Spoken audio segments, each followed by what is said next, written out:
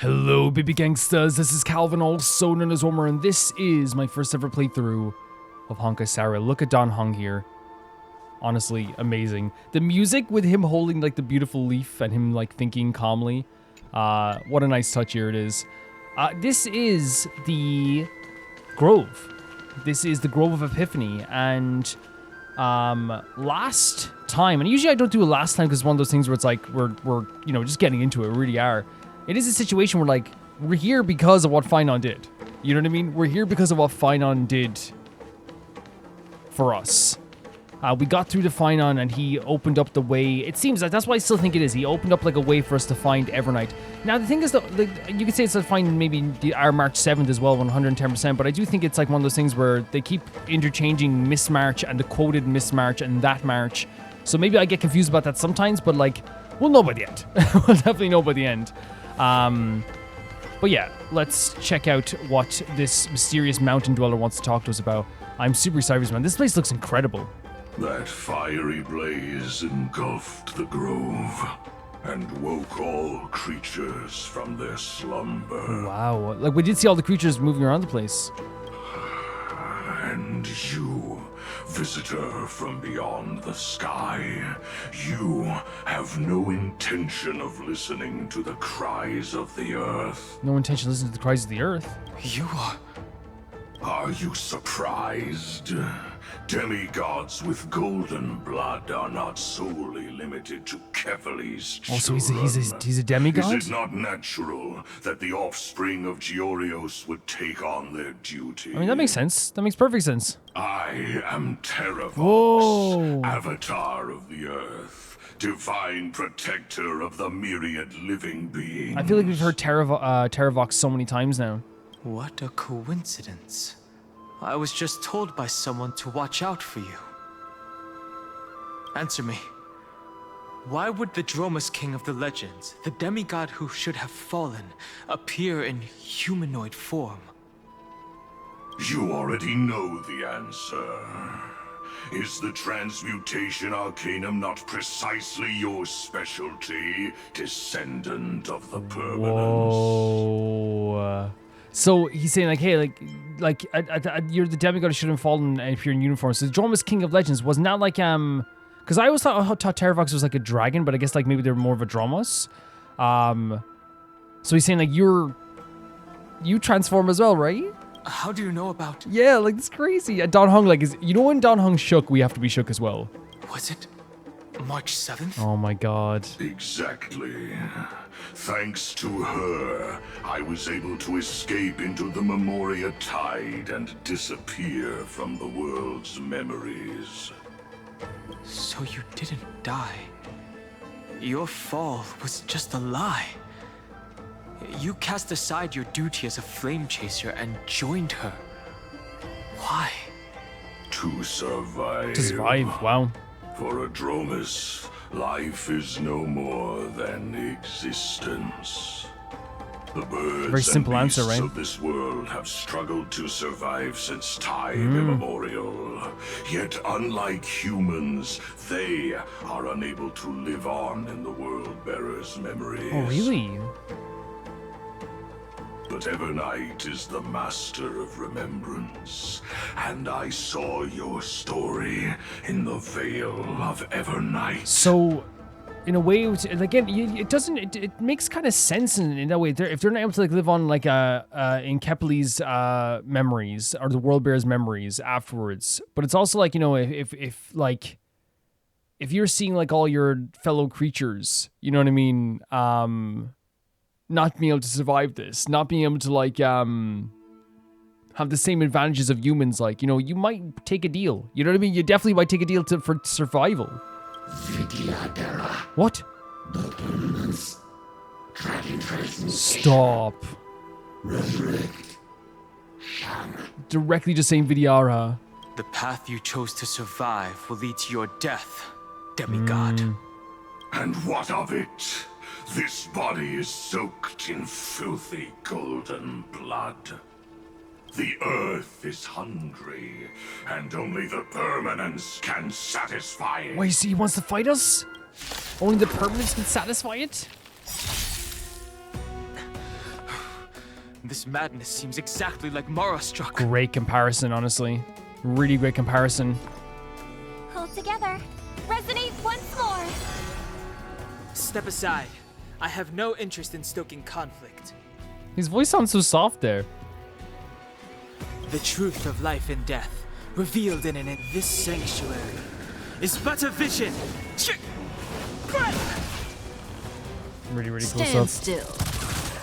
I mean, like this team is always like all these guys are really, really fun to use. You know what I mean? So it's and satisfying in a way too. Oh my god, I love when we pause on like her with the freaking machine gun. The dice have been cast. Bust. Or maybe I'll take it all.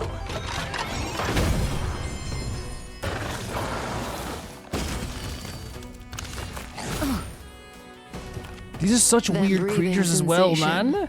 Remember it. It's so freaking like they're so weird.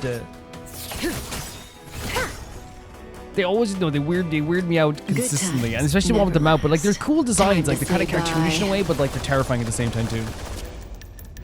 Boom.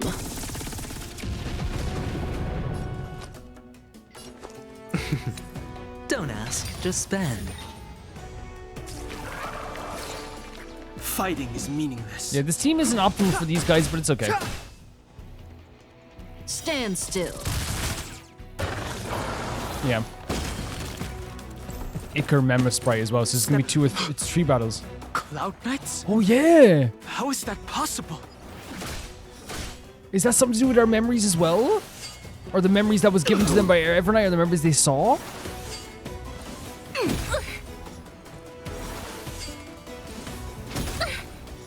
May as well kill them all. This is so freaking cool. This is so legitimately cool.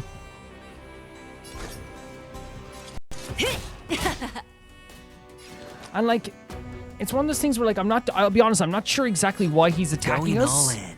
Tabs He on said me. like they need the blood of the permanents. Does he just want to like kill The us? harmony will soon play in unison. Fighting is I'm sure meaningless. we'll find The out. time is now. Maybe I'm just being so confused for no reason, but I think the answer sometimes is Honkai Star Rail just be doing Watch stuff, your you know? head. That's the answer. Relax. That's the lore reason.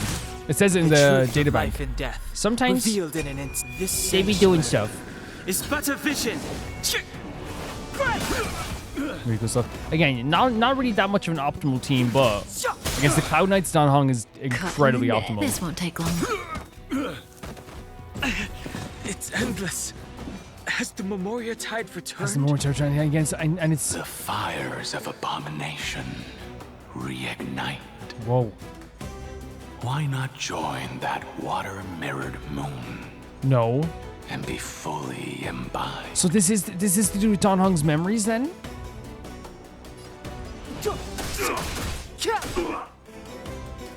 Stand Is it something he still. fears? Is it something that like he fought before? We know he fought him before, but Merciful Medicus! The dice have been cast. yeah, I wonder. Bust.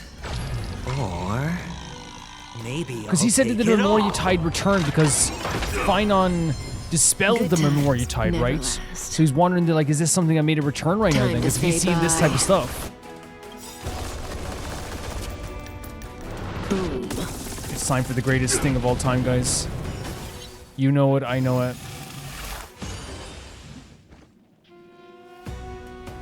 Hurry it up, big boys. We got something to do. Soul shall embrace. I forgot to speed up the combat. It's okay, though. The stars echo because of me.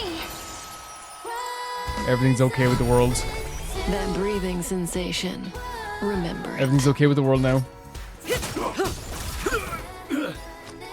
I don't even think about what's happening now, you know?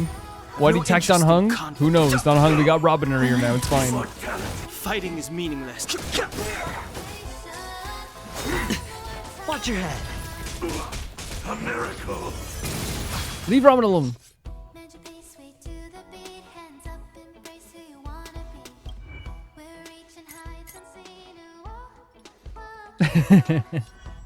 It's so perfect.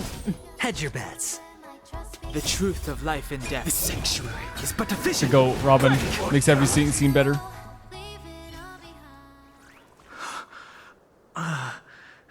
Is this some disordered Oh, memory? he's so gorgeous too.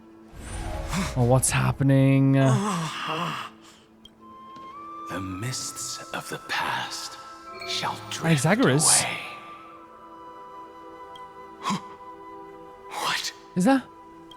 Scatter, No. fade, turn to foam. Wait. What? Do you not remember me? What? This is Imbibe Lune, but like, is this like Dan Feng? What? After all, I am the heavy burden you must bear. We left that at the Xian show. What the hell? How could I be so easily forsaken? What is happening? What? Don't cut. Dan Okay, Feng? okay, thank God. Dan Feng. Yeah, I was thinking Dan Feng because of a different voice, right? Because if it was just like a himself, like Imbibe Lune, you would have seen, like he would be kind of like talking like Dan Hong. Is this another memo snatcher trick? Yeah, what is happening? Vidyadhara are supposed to forget the past during hatching Rebirth. But the Preceptors interfered back then and allowed me to remain deep in your consciousness. Yeah, we saw this part of the story in the Xian show as well, right? With the quintet stuff. If you do not wish to use that bloodstained name, you may call me Obliviated Memory. See, Dan Hong's come so far with the stuff in his mind with Dan Feng, right? He's come so far, and rightly so, because again, like, I don't care. It wasn't his fault that all this stuff happened. It wasn't his crime. It just wasn't. But it's like one of those things where, like I hope this doesn't set him back like a bit, you know? Oh, he's so pretty. That's not necessary. Though we've long parted ways, I won't ever forget This is a really you. healthy perspective. I really think it is, because again, it's not about like forgetting what like Dan Feng did, because again, that's just pushing things to the back of your mind again, like he did before. He knows that this was like, in a lot of people's eyes, this is like how people judge him, you know? So, who is that giant? That is Amphoreus' Earth demigod. He should be on our side, but he was led astray and intends to There you go. seize the power of dragon Okay, transmutation. so I was wondering exactly why exactly he was doing that, but it was literally to get the power of the Vidyadhara. That's what he wanted, and he was led astray by Evernight. Okay, that explains everything. The dragon descends upon the earth, Holy hell, look at that. and all beings look to it in reverence. You and I know that all life in the universe covets permanence. I mean, we know, if you remember the stuff with the permanence in Xian Show, we talk about it all the time, how like a lot of people, if you came to them and said, hey, would you like to live for much longer? Would you like to live forever? They're probably going to take that chance, you know? Especially if you're like, Are you trying to say I'll end up like you? well, like a ghost in the back of someone's mind? One day you will. Stop. And as I see it, that day won't be far from the end of this The end journey. of this journey? You mean the end of the Amphoreus journey?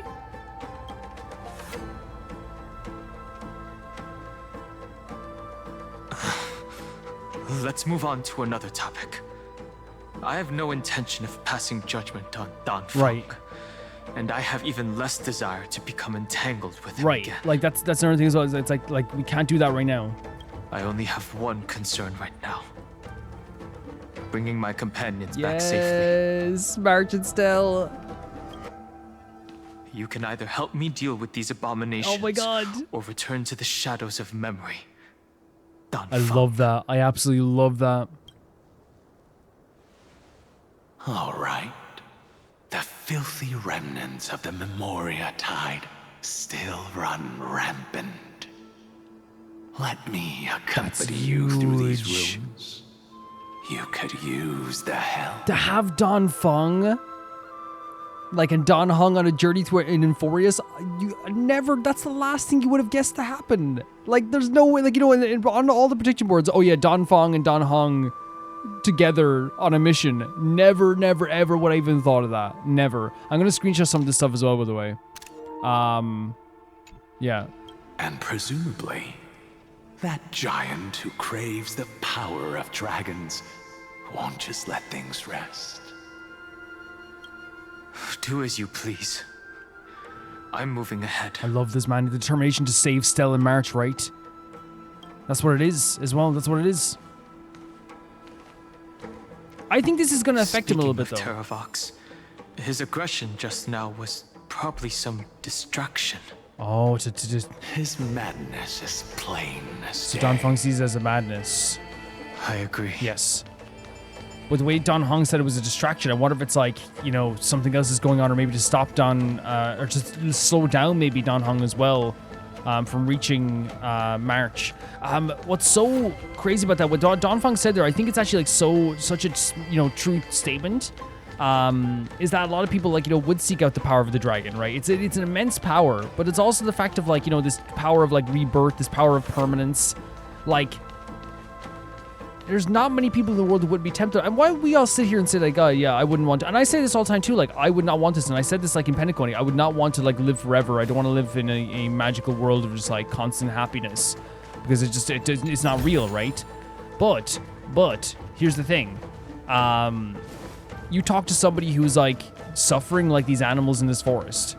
You know, who are struggling to survive. You talk to someone who is, like, you know, really sick and only has a few weeks to live and wants to spend more time with the family, they're gonna have a different answer too, you know? So my answer always comes from the perspective of the privilege of knowing that, like, I'm happy. And also, like, I'm young, you know what I mean, as well as another thing too. And I have, you know, still a long ways ahead of me in this life. You know, and that's what's so, like, different about perspectives, right? It's so different. But yeah, Don Feng and Don Hung together on this journey, I wouldn't even predict it. I don't, like, it's gonna be so interesting. And, like, I love that they're showing, like, Don Hung's determination to find, look at this, oh my god, look at this location.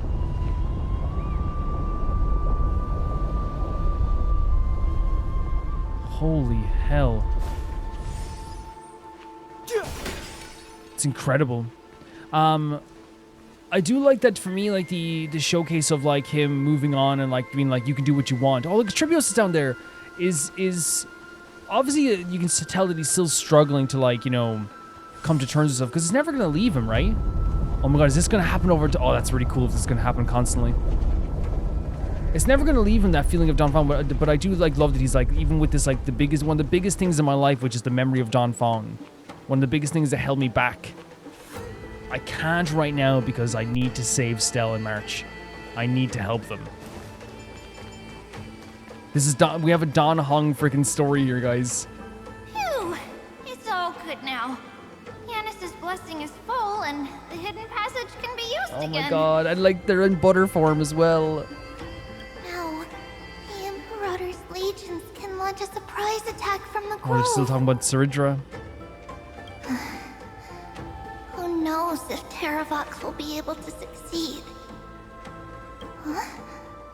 Who is this warrior? It's always crazy, it's like that we don't know them, you know what I mean? Like, whereas we, like, do know them, like, you know, Calvin Olsen was one where Don Hung knows them.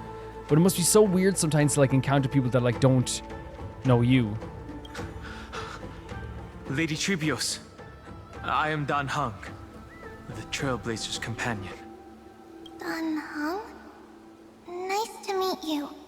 I didn't realize Little Gray had more companions in addition to Little Cyrene. Little Gray makes me feel so warm, man. Can we go back to, like, the first day of Amphoreus? There is no need to elaborate further. They are merely a collection of your memories. Just But you can see, like that's the thing, though, it's affecting Don Hung, like, emotionally, like, you know what I mean? Again, as I said in the last one, Don Hung made all these friends as well. These are all Don Hung's pals. These are all the people he fell in love with also, you know? No. If they were my memories, they would recognize me. Don Hung. Don Hung? Wait, Trian remembers us? Even though we don't know you, Oh, okay. we'll still I'll ask you to get somewhere safe. Trian's the most heartbreaking always. Terrible battle is about to break out here. Hysilens, Tux Gladiorum, is not far ahead. Oh, we're gonna get to see The Hysilens? evacuation efforts are almost over, so go now, or it might be too late. Hysilens. Hysilens, yeah. I see. In that case, I'll go look for her now. Thank you. No problem. We need to go deliver some messages, so we'll be off. Please, take care, Dan Feng. Thank you so much. Memories crazed ramblings. What do you think? But again, it's the fact that they didn't remember us, right? It's too early to reach a conclusion, but this memory is most So the our definitely memories is just that they're not mine. ours. So someone else's memories. There are two possibilities. This memory either belongs to Terravox, or it belongs to her, the person you're desperately looking for. Could it be Stell's memories? I mean, the fact that they do remember Stell, but then that would be this timeline, right? But the probability of the latter is very low. I just want like the trio to be reunited so badly. You should know better than I do. After that final battle, even the first genius couldn't determine where she went. And that's something that's like, again, they utilize each character in such a fantastic way that like if the fact that Xandar couldn't find where Stell is, or doesn't know fully sure where Stell is, it just shows the power of the Evernight. Correct. But the conversation I just had gave me an idea. Let's forget Evernight for now. In the Vortex of Genesis, there was someone else who went missing along with her. Hysilens. I still have a chance to make contact Yeah, with her. 100%. Because like that was one of the things like it was never explained, which intentionally so. It was never shown where Hysilens went. And the way I'll do it is right here in the grove. So they could be possibly someone else's memories. Terravox or Stell's. Probability of Stell's is very, very low as well. But again, I think that they do the emotions of this game so well always too. Like the fact that Dan Feng, like, you know, definitely when he saw Treebios, he was feeling emotional, right? 110%. Here's the thing, I also feel emotional when I see any of the Treebios gals. Do you guys agree when I say that Trian is like the most heartbreaking to be? Oh? Stay back! You cursed beast! That wasn't too difficult. The Trian stuff always like is the most depressing to me, just because like I feel like the build up to Trian's death was a heartbreaking ordeal even before the death, you know? Oh man, these environments. I love the Grove. It's so cool. It's always such a great environment. There's not a single sign of movement here. There's still a lot of golden blood though, right? That was probably just the echoes of the Memoria Tide.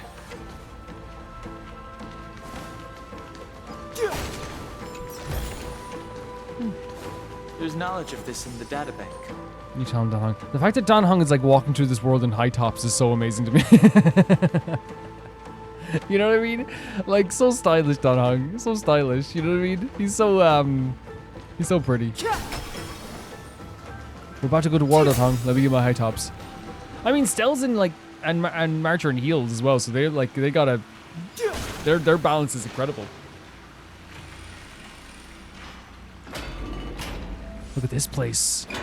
Oh, man. Oh. Bartholomew. Oh, no voice acting? Look who it is. It's the water-splashing poser. Didn't think I'd catch you here. Are you the Spirithief? Bartolos? Bartholomew. You can't get past this. I see. Thank you for the advice. My Cloud Hymn magic will take it from Let's see here. Dan Feng do something. Save your energy for more important stuff. It's a piece of cake. Leave it to yours truly. What happened to your... Wow. It's because that crazy lady with the pink hair and red eyes, in order to stop her from monitoring me, I sealed my... What? Bartolos, that's actually like so like smart. So like he's like transmitting maybe the audio to, or like the what he's saying to us. That is so great, by the way. The fact that I was like, no voice acting? And it's like, oh yeah, here's why. There's plenty of ways to get through here. It's time for me to show you what I can do. Remember going through here? By the way, this type environment, this is like classic like PS2 level, right? You know, where the water's all risen. Like in a PS2 game, we'd be like swimming under the water to find like a switch, you know, stuff like that, and we'd be like swinging from like you know, railing to railing. It's so cool. It's so pretty. Not even PS2, like honestly, it reminds you like of Zelda environment as well. Like this is very like I would say very like Twilight Princess. I'd say a bit of Twilight Princess, but like an overgrown feeling of Majora's Mask is the way I put it. Yeah, for sure. And the kind of like watery, like essence of the cistern in Skyward Sword. So it has like a little bit of everything for me. So, Bartholomew POV. Control the agile Spirithief Bartholomew to complete the challenge missions. Drag the joystick on the bottom left to left side, bottom left side to control the Spirithief's flight, and use the ascend and descend buttons to adjust the flight height. Use the end the end control button to exit Spirithief control. Spirithief Bartholomew can devour treasures, get close to treasure, and press the devour button to instantly receive rewards. I'm Bartholomew. Bartholomew! Die! Die! Thank you. Die!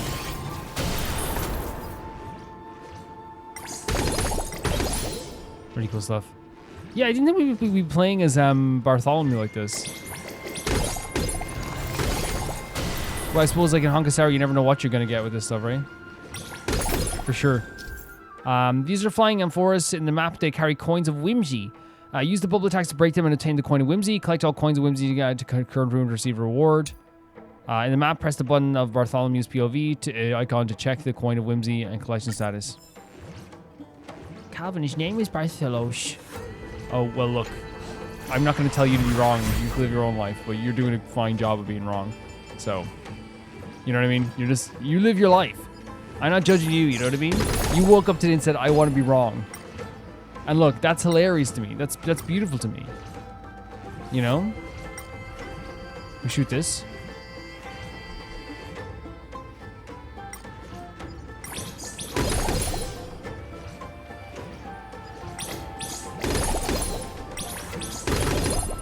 That makes it roll out as well, doesn't it? But maybe we need to roll it down here, right? Bowser's can unleash bubble attacks to hold down the attack button, continuously fire bubble shots at your currently locked target. Release bubble attacks consume bubble energy, collecting floating bubble orbs in the environment will replenish bubble energy, continuously attack bubble house to break it and obtain bubble orbs.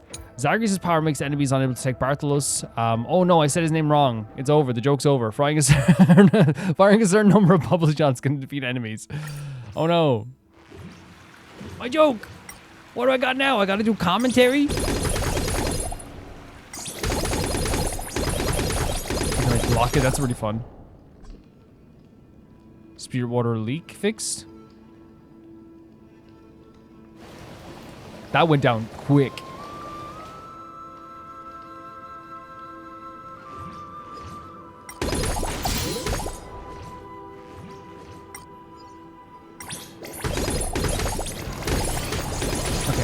So we have to go down here, I guess? Yes. Oh, we can actually use this? Or it goes up to Dan Feng. Ah, very cool. And then we can head down here.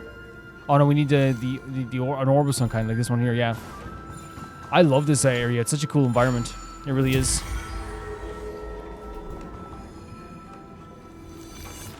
Really cool environment.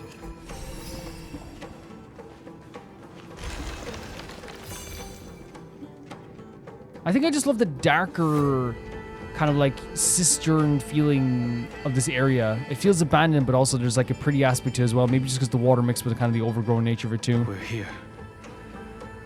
Now it's time to awaken the person we're looking Hysilens?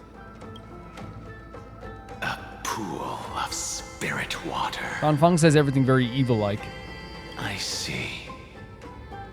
You plan to resonate with the waters of this world. Compared to the currents of my home, the waters of Amphoreus are rather untamed. Subduing the waters wasn't easy, but I've gotten the hang of it now.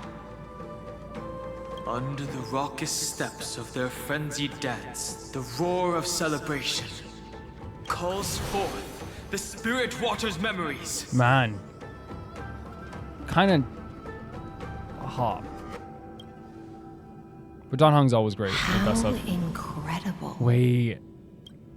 There are still my God. survivors in Amphoreus. And this one even knows how to use the arts of water. I adore. It's so interesting because Hysilens just like popped out of existence and we haven't seen her since, right? And now here she is. And she's in butter form, but still, it's still Hysilens. Very good. It's nice to meet the ocean demigod, Lady Hysilens. Man, he's so official as well, right? He's so like polite. A green dragonfish. Are you Dan Feng? Whoa. I hope I've remembered your name. You correctly. did. Scale Gorge Waterscape is your home, isn't it? In course. Greyfry's memories, I saw you two standing side by side. That makes sense, right? She literally was given a memory of the waterscape. That's fortunate. It means I won't have to introduce myself. I can get straight to the Fantastic. point. Tell me, where are Evernight and her? The stranger snatched away the deliverer right before my Yeah, we saw eyes. that happened. I commanded the waters to surge after them. But layered cliffs blocked the waters. Man, Evernight thinks of everything, right? Evernight really thinks of everything. You must be careful. Earth has abandoned the flame chase mission. Though Terravox still lives, they are not an ally of the Trailblaze. So all the earth that was blocking her way, which is literally probably the power of Terravox. That's no surprise. I've already exchanged blows with that mad demigod. Yeah. I didn't think the worst would still come to pass. He also intends to get his hands on a dangerous power. As his comrade in arms, do you know what his goal is? That's a good question. Dan Heng's always very good at being very or leading these like he did through this whole journey, like leading or at least he's gotten experience in leading these expeditions. And since it's like a one-man expedition with Dan Feng, he once again has to step up to the plate, and he's very good at it. Terravox has only ever cared for life born from this soil. If they covet powers from beyond the sky, I suppose it's out of the same care. Yes, I totally got that idea as well. It's the fact that I think he wants his little animal friends to survive, right? Even so, their behavior is far too unusual. Like he maybe wants the permanence for his little creature friends because they are struggling to survive and they don't get the same benefits of that rebirth and memories as humans do. So he wants to take the power. It's long as the power of permanence, right? I believe so. I presume they wouldn't have made such a drastic and irreversible decision if they had not exhausted all other means. Right. I know, I totally see that. I definitely totally see that. Especially as we said, if your back's against the wall, you make decisions you wouldn't usually use. Or but embracing decide. the permanence may result in even more misfortune. While I admire that demigod's willpower, my position has not changed. It seems that if I want to find Evernight, I will have to confront Earth. Since my opponent has already turned into a vicious beast, Oh my god. what I do won't weigh on my conscience. Then allow my specter to accompany you, Lord Dan Feng. As the demigod who witnessed serious? the end of this world. Are you serious? We got Hysilens coming with us as well? At least let me sing an elegy for my last comrade. Oh yeah, 100%. Your voice is always not uplifting, but it's always like a beautiful accompaniment to any journey. That doesn't sound like something you would normally say. Huh? What do you mean? Wait, what Dan Feng just said?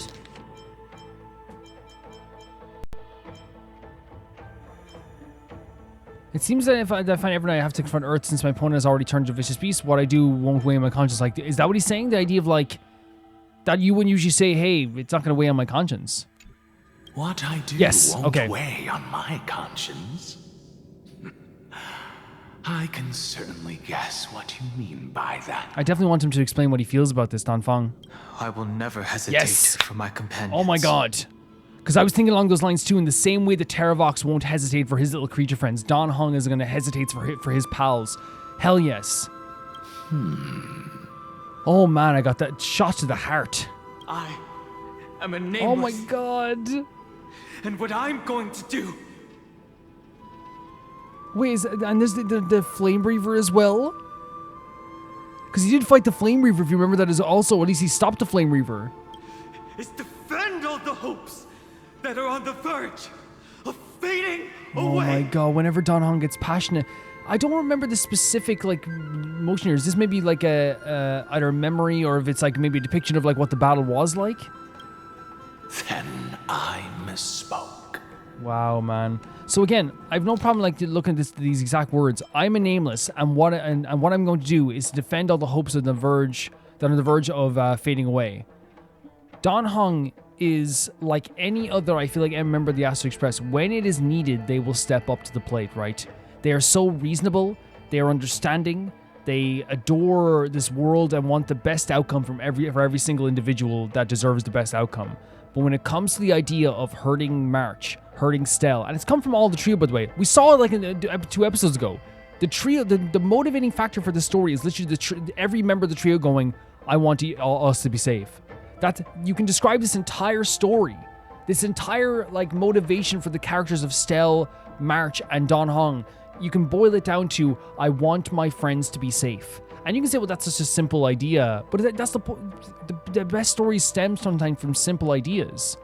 We can understand it because we know their relationship. We understand their feelings. So Dan Feng saying something like, it's not going to weigh on my conscience because I will never hesitate for my companions. We know this because the motivating factor for Dan Feng to keep going in this journey, for Stell to keep going in this journey, for March to do what she did as well, all of that is so I can see my friends safe. The trio is the motivating factor of the motion of the story to move forward. You could say, well, Calvin, they're going to try and save the world. Of course they will try to save Amphoreus and try to stop Iron Tomb. But I'm talking about like the emotional, personal feelings and motivating factor. That is exactly how the Guard of the Astral Express should Man, the Guard of the Astral Express. So that's like his official title as well, please, then. Lady Hysilens. Hold on to this current, for it still carries the warmth of Greyfry. Oh my god. Hopefully, it will lead us to the depths where our companion is Our hidden. companion as well. Because again, as well, like with Hysilens as well, Hysilens waited There's for knowledge of this in the years for databank. Stell to come back. You know what I mean? Years upon years. Like, that close nature, like, you probably would, like, feel that close nature, like, and they also had their, like, their plans together, the countless, probably, cycles as well, but then again, obviously, it's different for memories for each cycle as well, and different characters sometimes, too. But I do love that she does our companions, too. Yeah, with the Dan Feng stuff, like, it's 100%, like, as I said, the motivating factor for them to move forward is to help each other out. Dan Feng saying, like, I won't weigh on my conscience because he's like, look, I have to do what I have to do. I have to save Stell. I have to save March 7th. Totally beautiful. And of course, like, the official title, the Guard of the Astral Express, I didn't know there was an official title, but I think it might be his, like, official job. Like, it's like, you were the Guard of the Astral Express. Because he always said this, but I always just thought he was saying it as, like, I have a duty to guard this place. But he's like, no, because usually when he says it, he's, like, alone. You know, so I always think, like, well, it's only me here. No, he's, like, apparently, like, officially, like, the Guard. He is that's his official, like, title. Yeah, beautiful stuff, man.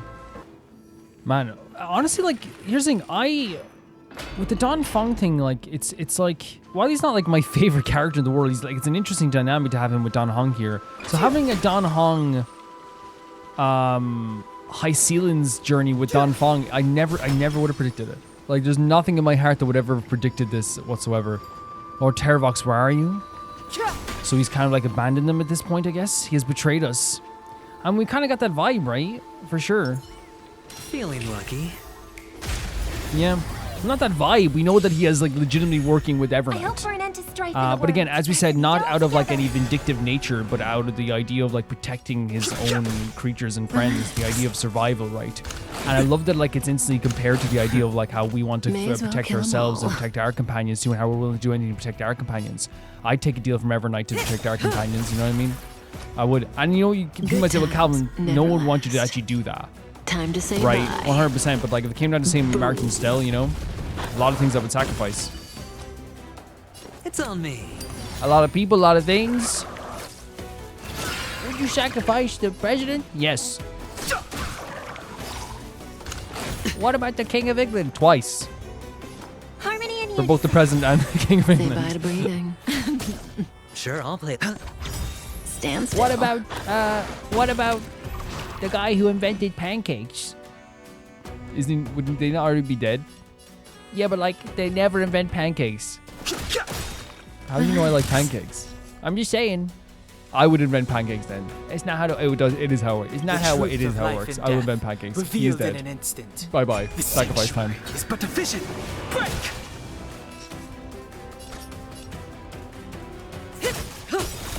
Hedge your bets. What about your local dead? Stand still. I didn't fit. Dead. Gone. resonate all together.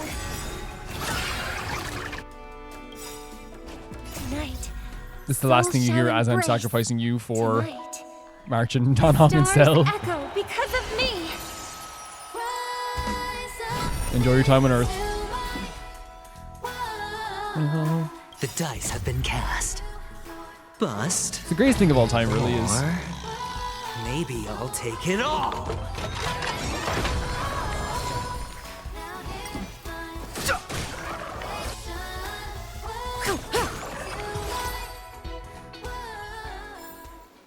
As if victory were. Electra. Is that you? Oh my god, talking directly to her as well. Who's that? You don't know? It's Terravox. You're right on time. Like expected? Let the ocean sink into the Memoria tide and become part of the sacrifice to resurrect the earth. Resurrect the Earth. Do you think then it's all of this is again not just to save his critter friends, but also like to make the Earth maybe reborn? Because again, the idea of permanence is like a resurrection cycle in a way, right? Maybe? From permanence is life, join us. You are me, are us. Oh, permanence is, it gains eternal life from permanence. So it's like the idea of eternal life. And it is, again, is that Anaxagoras? And is that, yeah, it is. Join us. Oh no. This is obviously Memoria Tide as well. But it seems corrupted, right? Yeah, proper corrupted as well. Yeah. No even need to fight those guys. Oh my god.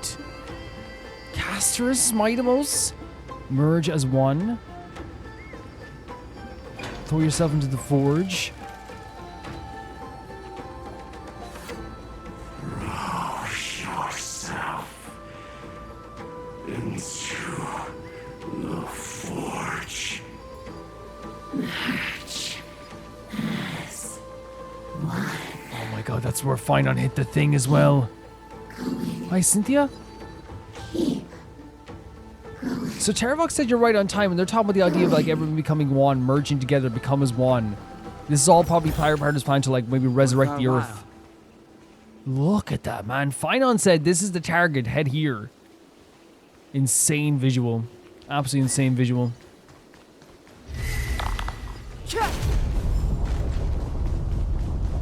Do not run from your fate. And this is Cyphera and Finon as well.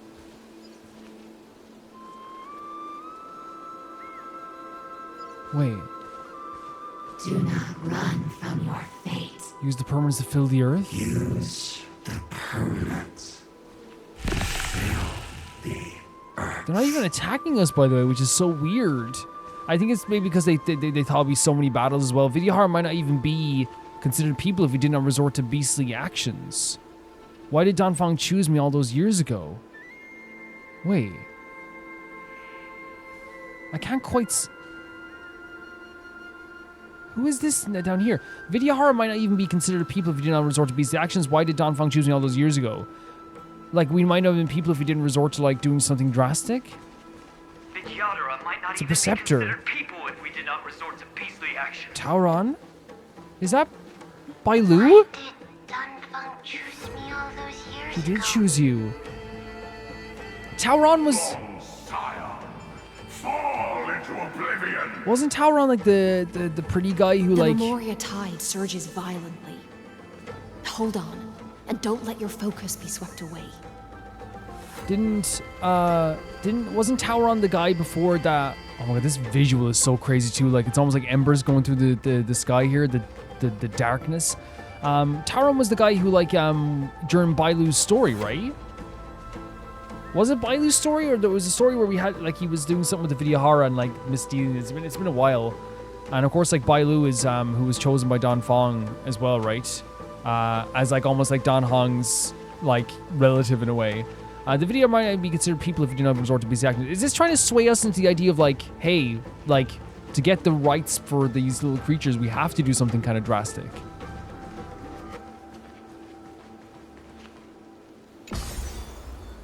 Didn't expect to see Bailu here either, man. I miss Bailu. I miss, like, a lot of the characters. But that's a sign of a good game, isn't it? When you move on to a next region or next game, or the next game, you miss the characters in the past game, but love the characters in the new game. The whole grove is... And Hysilens said don't be swayed by this as well, by the way. Of 5 people. Wait, are we gonna see some Quintet characters? We must pay the price. Of 5 people, you're one of them, is the answer as well. So Hysilens saying, by the way, it's so great to say not get swayed by this, or don't let this sink into you as well. Do you think that as well that's also like just like a word of warning, because like all of this type of stuff, the memory is so powerful, and we've seen it happen in the past. Like memories are powerful, and in this sense, it's one of those things where, like, if you weren't strong enough, like, this would destroy your brain. This would destroy you. Is that blade at the end there? You were one of them? These are all our memories, right? Oh! You didn't attack me before. What the hell? How fitting is it that the ones that are the most aggressive is the most aggressive thing in our mind? The Quintet and that punishment as well, right? Never last. Holy hell, man. Time to say bye. Whoa. Boom. Harmony. Okay, that was insane. But yeah, like, it is like one of those things. It's definitely Dan Hong's memories. It's definitely like things that are like people that Dan Hong would remember, right? And like Hysilens wouldn't know. Well, maybe she would because she's in the memory of Stell, but they wouldn't know. Dan Feng would know them in terms of Bailu and in terms of the Quintet, right? So Dan Feng is one of the members of the Quintet. Those are the 3 remaining members of the Quintet that are alive. I hope Blade. strife in the world. Blade. Jingly. Genuine. That's how we pronounce it in Texas. Never last. Time to say bye. Boom. We have an Oklahoma accent there, though, is it? Oklahoma No kind of like interest this, in I think. conflict. There's Oklahoma. Americans are like, stop butchering our accents. You know, this sounds more Oklahoma.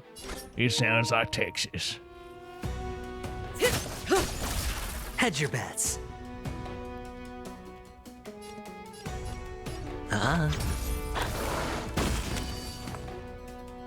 Resonate all together. And this is Boston.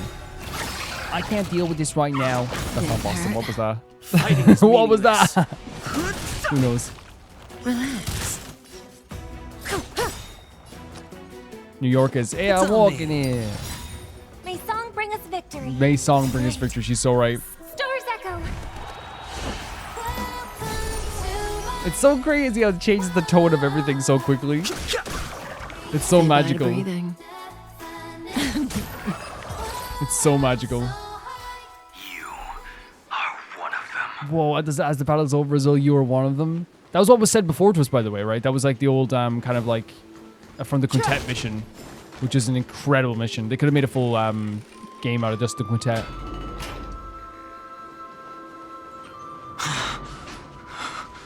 Is it over? Like it's affecting him so badly. It seems so. These phantoms that are haunting you are indeed here to bring you to your demise. Like to guide us towards our demise, but yeah, it is Dan Feng's phantoms haunting him. And that's the thing, it's like, as you said, like he is moving on with his life.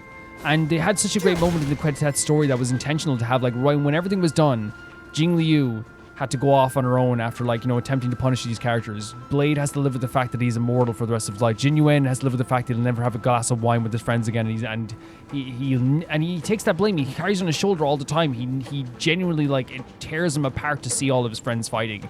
And then Dan Heng got the text at that time being like, hey, where are you? We missed you. And it's like, it's definitely like a symbol of like Dan Heng is able to move forward, but it's still gonna be on his mind.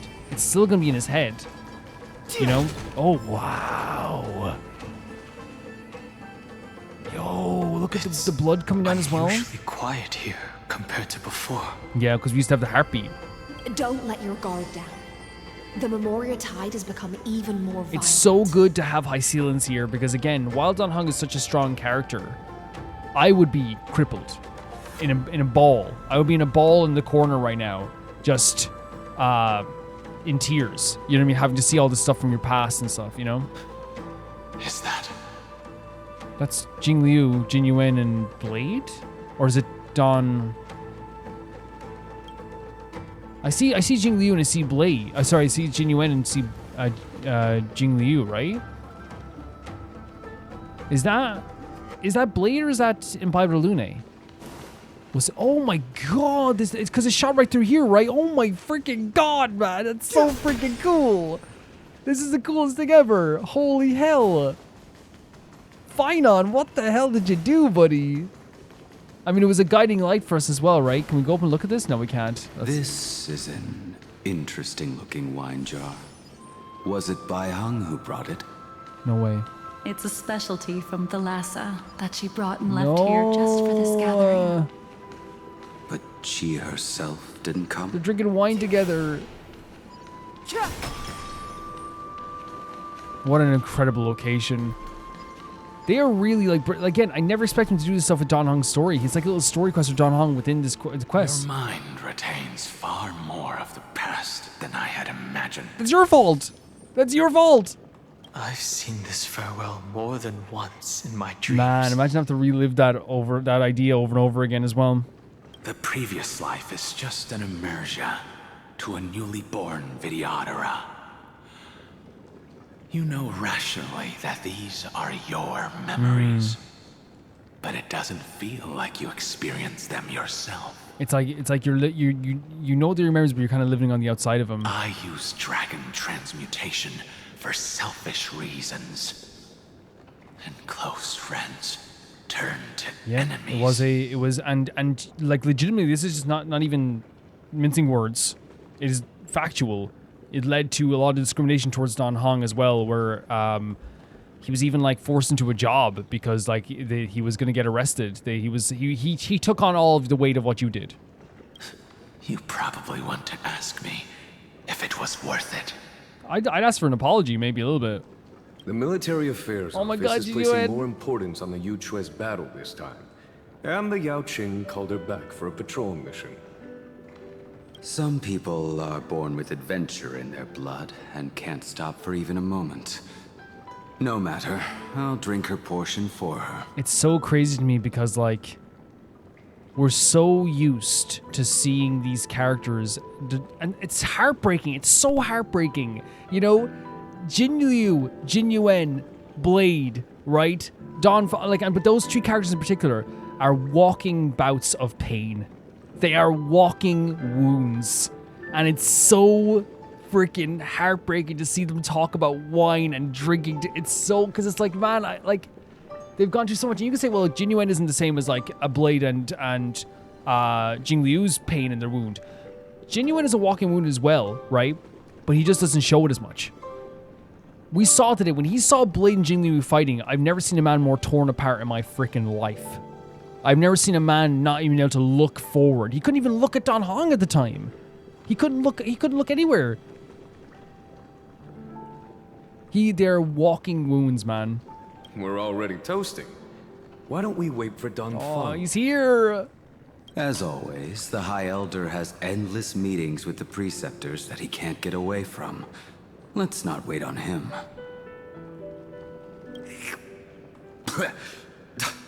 Isn't this just water? Oh, so because you've already knew that he obviously looked different. Like he didn't just look exactly like Blade, but like this design as well.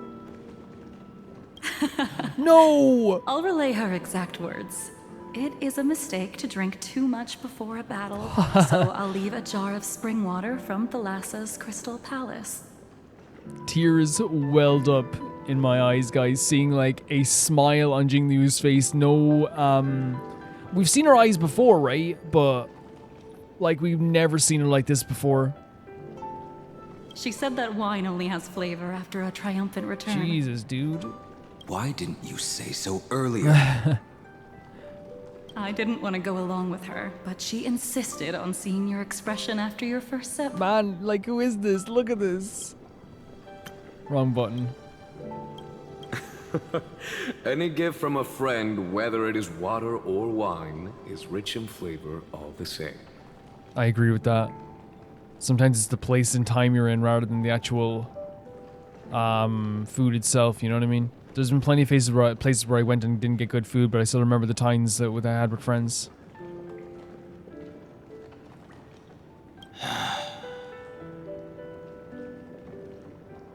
This must be so freaking difficult. I see you still speak as if every sentence must add something of profound value. You love it. You absolutely love it. I see you still speak as if every sentence must add something of profound value. Oh my god. I'm repeating exactly what he said. He hasn't changed a bit. Ah, you're just in time. The punishment for making us all wait should be 3 cups of wine. Spare me, this is please. Incredible. I've already suffered enough next to the ancient sea.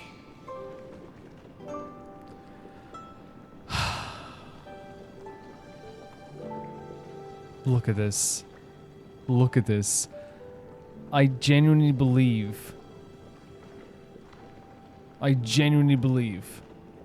that this could be its own, like the way that the quintet has always been. I really think that it could always have been like its own story. It could have gotten a full arc even.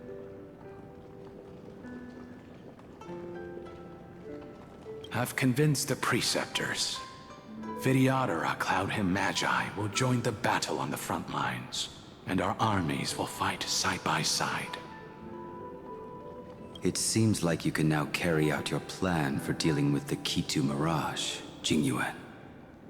I'm sorry, I'm getting so emotional. It's just like, they break my heart more than any other, like, characters. It's so hard to, like, even see them be happy now, you know? Thank you for standing your ground against the dissenters, Dan Feng. It's just such a tragic story as well. It's so tragic. I never thought those Preceptors would ever relent. After all of this, countless Vidyadhara. Countless Vidyadhara will lose their lives, with no chance at a molting rebirth. Right, okay. But the Vidyadhara cannot become a part of the Alliance's destiny if we do not share in its joys and sorrows. We would only be bystanders to everyone else's suffering. If they said up here that they've considered the Vidyadhara Cloud Him Magi will join the battle at the front lines and our armies will fight side by side. They said that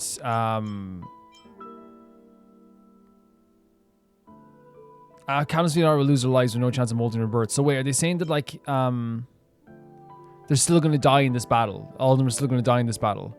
But he's saying that, like, if we don't agree with their ideals, we'd only be bystanders to everyone suffering at that point. That is something we all understand as well. That is also why we've gathered here. Come, raise your cups. This toast is not for bidding farewell to each other. I'm gonna die. But for honoring the soldiers who will not return. For honoring our companions. It's the most unfair story. It's so unfair. It's four of the most I would say honored people in the history of the cosmos, and they're always going to be remembered by the people that stand so poorly.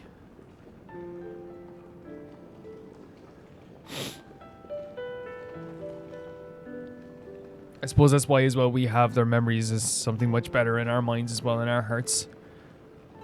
And we're carrying that much further than the people that stand show will go. It's so unfair. All of the things that happened to them were out of love.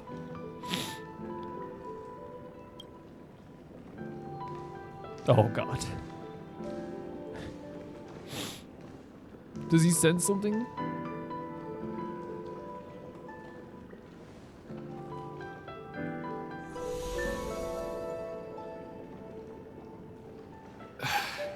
Apologies. My reckless plan must have put a lot of pressure on you. Nonsense. What is this? If our positions were flipped, you'd support me no matter how reckless my plan was. Well, we know what your reckless plan was with Bai Heng. Of course. But let's try not to be too reckless.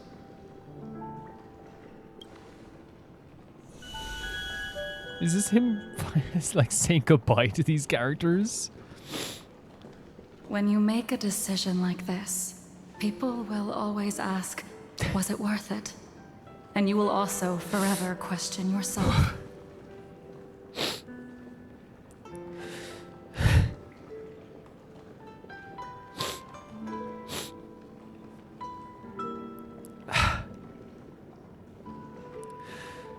I'm so sorry, guys.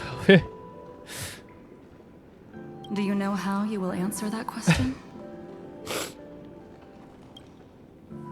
I won't answer it. I will prove it.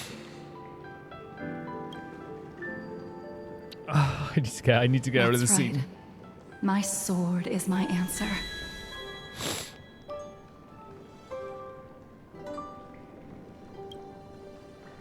Thank you, Dan Feng. Thank you, Jinyuan. Oh, thank you, Jingliu. And thank you, Bai Heng, wherever you've run off to.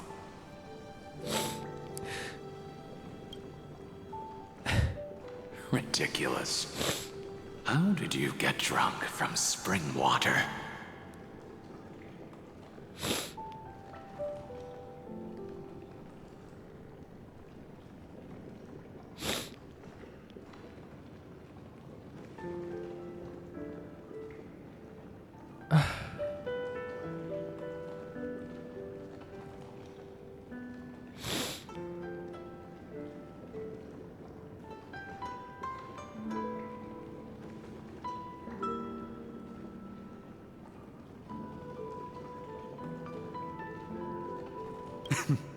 I'm just full of joy. It feels like I've just forged a divine weapon with masterful craftsmanship.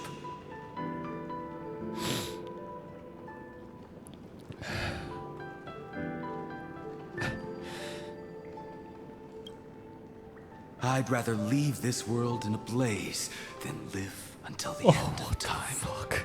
That's what I always firmly believed in the past. But I never truly felt like I was alive until I met all of you.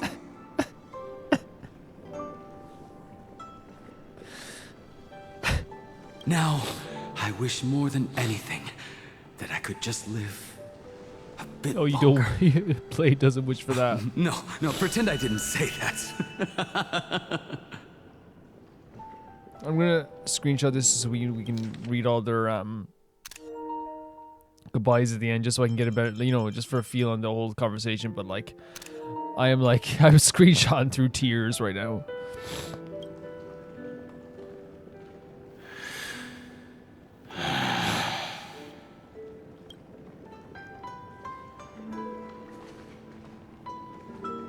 It's over.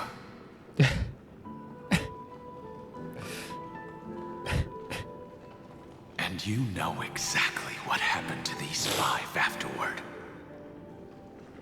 It feels like he got to say goodbye all over again, because after what happened here, it's the most unfair story. It's so unfair. It's so unfair. So, can you understand it now? After both she and March 7th have left you.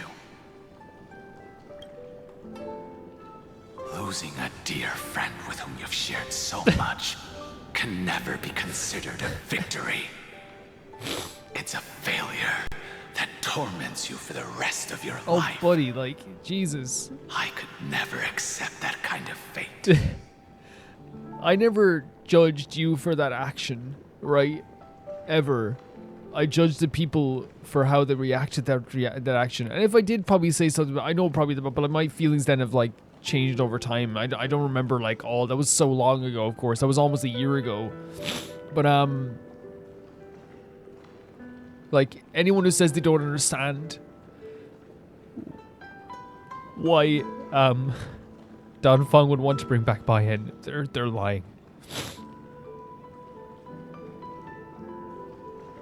They're bullcrapping. They're lying to themselves.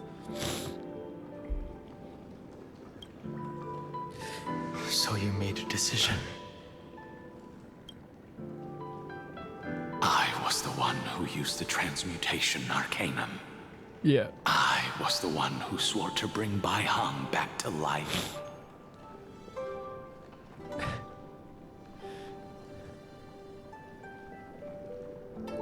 And it's really good writing that they related it back to the idea of, like, right now, like what Dan Feng said earlier, which is I would do anything for my companions. And we know that that's a similar thing that for Dan Feng as well.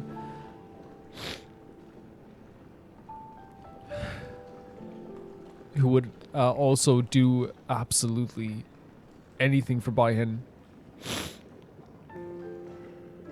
And the one who brought everything past the point of no return. That was also me. Do you have any regrets, Dan Feng?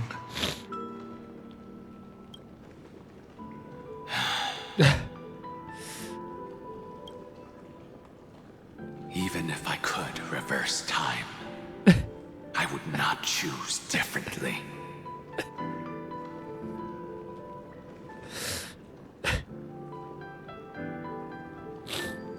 And if it had been Jing Liu, Jin Yuan, or even Ying Xing who died in battle, I'd still choose to do the same thing. I know you would. I know you would. Because only I could make that choice and protect all of this. Now, for the sake of your companions, for the sake of those two who walk alongside you, how much are you willing to sacrifice, Dan Feng? How about we don't sacrifice anything, we just get everyone back happy?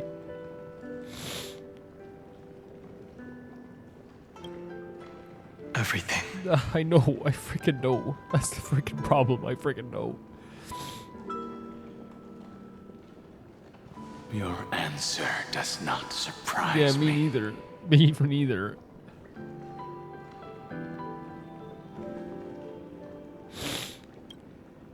They are more than just my companions.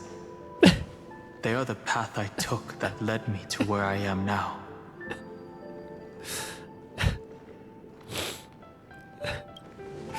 so they will also be beacons for when I am lost, leading me to the future until my next reincarnation.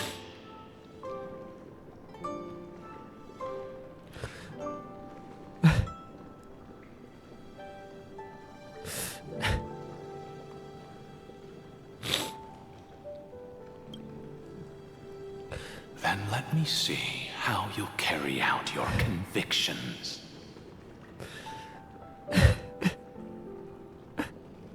I'm so sorry, guys. I'm so... I don't know what's happening. I'm devastated right now. Let's leave this place and go settle things with that mad Yeah, demigod. let's fucking kill him.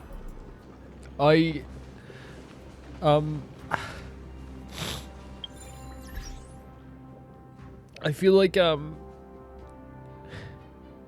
it's a weird thing. I know it's gonna sound super selfish when I say this, but I don't think any of us, at least I didn't, get to ever come to terms with Dan Feng's decision.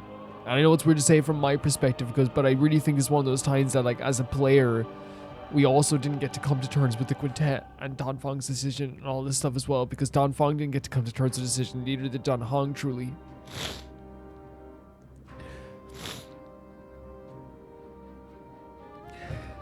It is the most unfair story.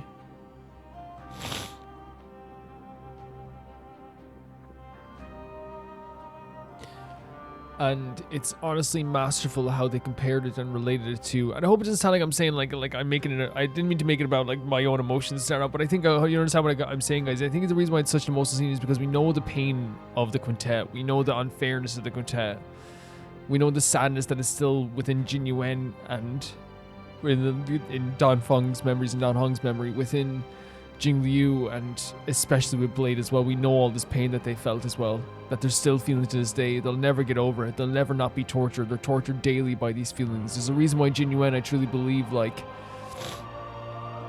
works tirelessly to make sure that everyone in the Zansho are safe, is because he just never wants to see anything like what happened with the quintet ever again. He wants to be there for people. He wants to make sure that because again, even though he's not at fault, he still blames himself that he couldn't do anything. Blade blames Dan Heng for his immortality, because again, he can't come to terms with the fact that why he's immortal and he can't die, and then Dan Heng is able to move on, which again, that is the story. Dan Heng has a place to go. Jin Yuan is trapped in the Zansho. Jin Liu is trapped to wander this world constantly with this on her back. Blade is a constant reminder in his life. Every second he breathes is a constant reminder that he should be dead. Every second.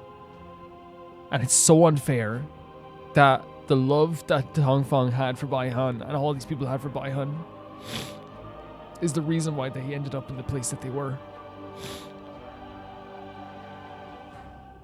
I think again, for Dan Feng, it's saying goodbye to his friends once again.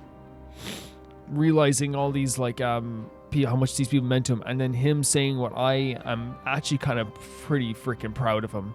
I would do the same thing again.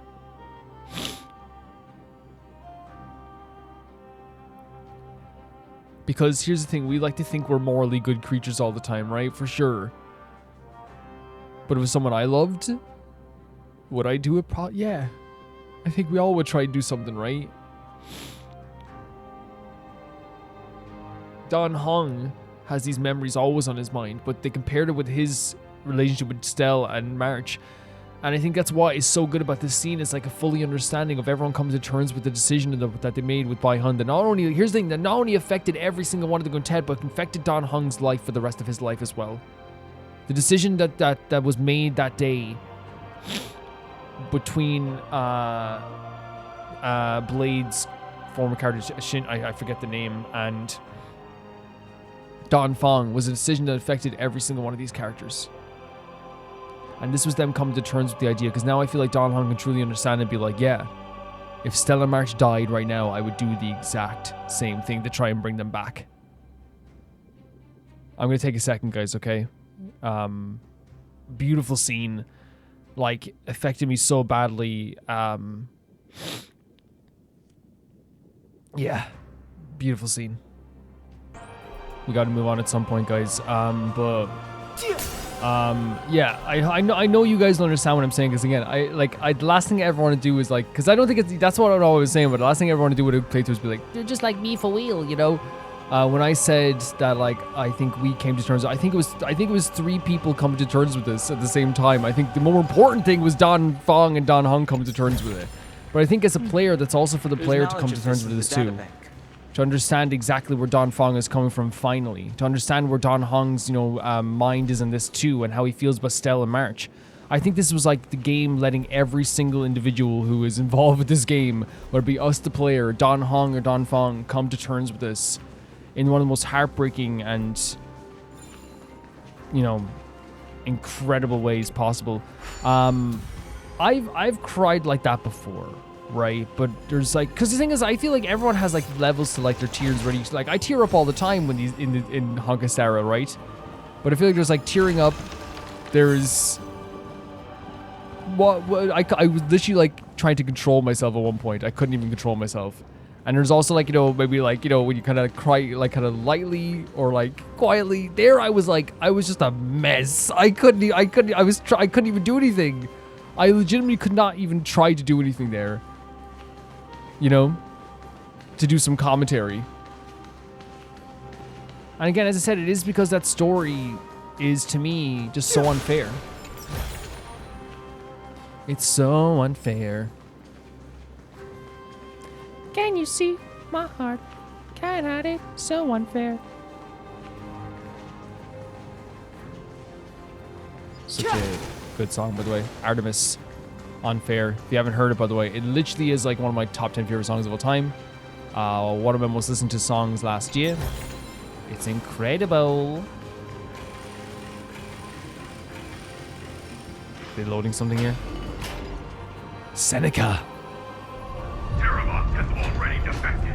Legion, charge with me! And there's Libanius. A beast will always be a beast. No, don't say it like that. He has his reasons too. We have to stop. And then I think the reason why, again, also with the, what's so crazy as well with the stuff with Terravox too. We need to talk about this. The fact is that this game is trying to teach us that like perspectives is important sometimes, right?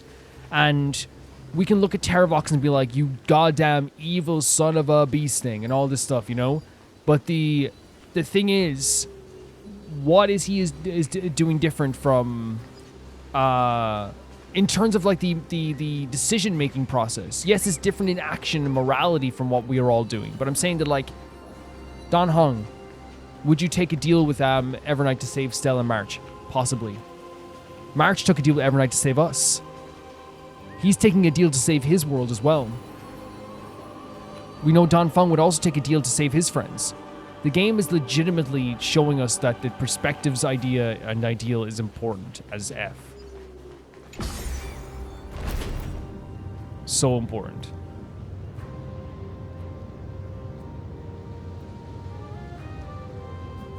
I don't want to sit here and call Terravox evil. You know what I mean? I want to sit here and say that, like, things are effed up. Things suck. I feel sick. Gorgeous interior as well, isn't it? It's absolutely gorgeous. Oh, the water on the ground, too. Your high tops are going to get so soaked. Look at these little creatures as well. Bampy and Boompy. I'm Boopy. I'm Bampy.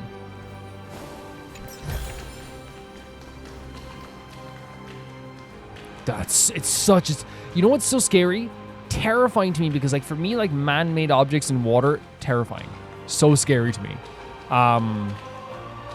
It's such a scary looking visual. But it's still awe-inspiring in terms of like design. It's so cool. Oh, well, if it isn't Lucy and Boosie and Groosey. My name's always Ram. A lack of creativity. Oh, of course, yeah.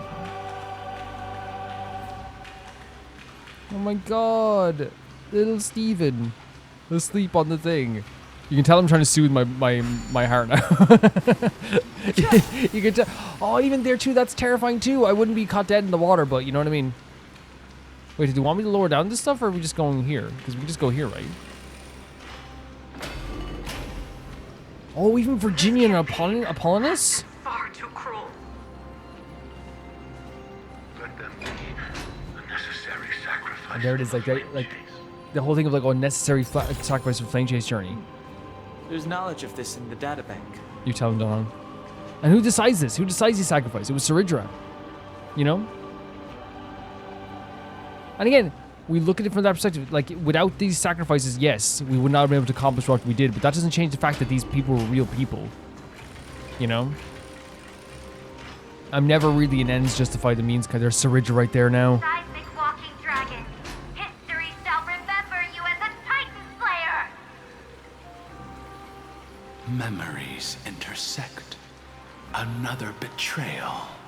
Another catastrophe. Seeing her with her soldiers as well. The backdrop of Regardless that of as whose well. memory this is, it seems that Terravox has a leading role in it. Yes. A beast that's been rebelling its whole life. No wonder they descended into madness.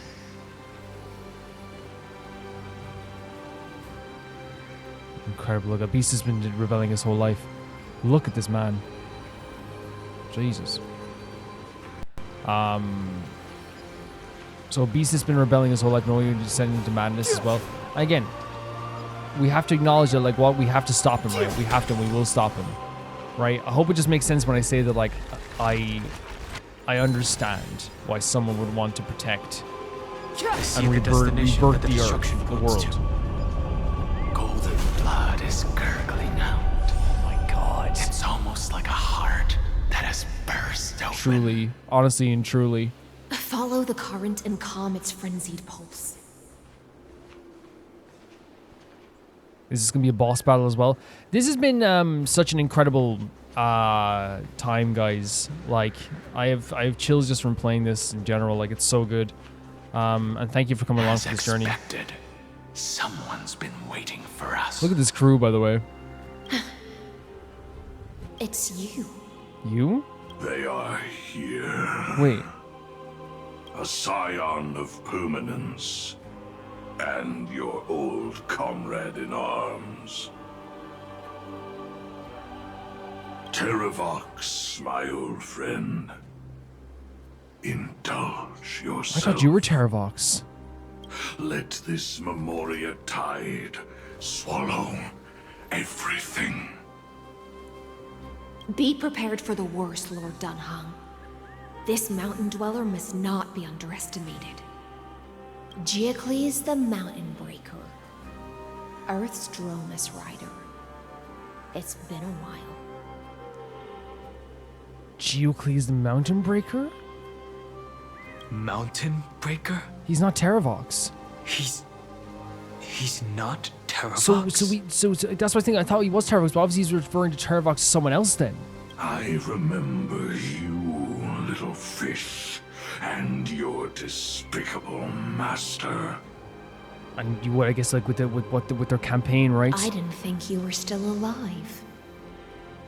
Death is just a return to the earth for mountain dwellers, thanks to Evernight's gift. So because of the gift Evernight gets, when they would just return to, like, the soil, and then it can be rebirthed? I was able to come back to the mortal realm and keep watch over my dear friend, the Earth demigod who was sacrificed to the flame chase plotting Terravox? vein. So because of Evernight, they were able to return to the Earth and keep watch over Terravox? Long Scion. Long Scion. You are the most important offering in this ritual sacrifice.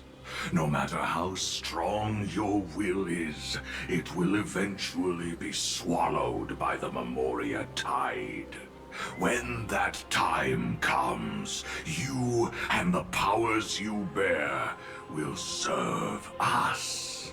Wait, so you're the most important offering. You can be swallowed by the Memoria tide. It's like, oh, he's talking about taking the permanence. He wants to take the permanence, so swallow into the Memoria tide will let him use the transmutation arcanum, which I believe is what was used by Dan Feng, right?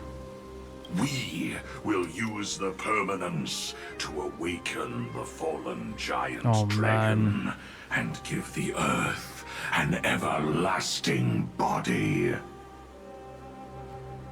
So it's just making the earth permanent forever, that it can be reborn several times over. I see. So you pretended to be Terravox To lure us in order to lead us here into a trap. If it weren't for the Imperator's tricks, the name Terravox would be shared between us anyway. They made the right choice for Amphoreus' tomorrow. So she's saying in terms of like the campaign, right, with the sacrifice of the 500, because remember they talked about coming to the Grove as well at one point also, to liberate the Grove, didn't they? But the tomorrow you speak of only ever had a place for humans. And this is why, like, I said, like, it's hard not to sit here and be like, okay, like, you understand the perspective of where they're coming from. What, my old friend? Holy hell. The black tide is taking over it as well. I will once again start a fire that burns away the chains that shackle us. Great voice acting. Why don't you leave this to me, Lord Dan Feng? Use that hidden passage to reach the opposite shore. Oh my god, Hysilens. Perhaps Greyfry's there, deeper inside. What are we gonna do? No. I will stay here. He's making the actual action himself as well. Mountain Breaker, hero of the mountain dwellers. If I do not stay here and triumph over him, he will die an ugly death in delusions of the permanence. That should not be his destiny. Dan Feng? And for the vicious beast that insists on obstructing the Astral Express and threatening the fate of the world. We've stood on the precipice countless times along this journey, forced to make difficult choices in the face of disaster. But this time, it's my turn to put some pressure on this world. Dan Feng, what the hell? I need to look at this. I need to screenshot all this. For the vicious beast that insists on obstructing the Astral Express and threatening the face of the world, we stood on the precipice countless times along this journey, forced to make difficult choices in the face of disaster. He's like, no, I'm turning it back. All the pressure that's been put on us to make those difficult choices, I'm putting it back on this world. And he says that they're going to live in the delusions of permanence. He doesn't want them to die thinking that the permanence is going to be their savior, right? Oh, here we go. Here we go. This feeling, this scene. All too similar. All too similar. Relax. I think it's important as well, like with Dan Feng, to do this himself also, right? It definitely Fighting is. is meaningless. He's not avoiding any of this at all. The truth of life and death. The sanctuary is but a vision. Break! Stand still. Hurt.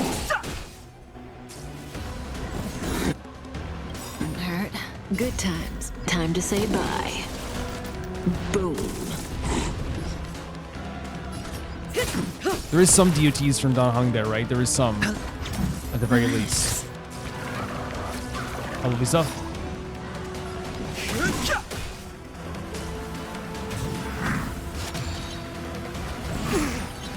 May song bring us victory. I've no interest in conflict. Lovely stuff again. Cutting the net. We have to let Dan Feng do this, right? We have to. Revealed in an instant. Look at this resolve. Look at this resolve. It's but a vision. Yeah, there was no other way we could let anyone else do it. It's time to stop struggling, Geocles. Go to your death with dignity. Before that, tell me, what kind of deal did you make with Evernight? How was the Great Mountain Breaker reduced to this? I want to hear this too. I want to hear the exact deal as well.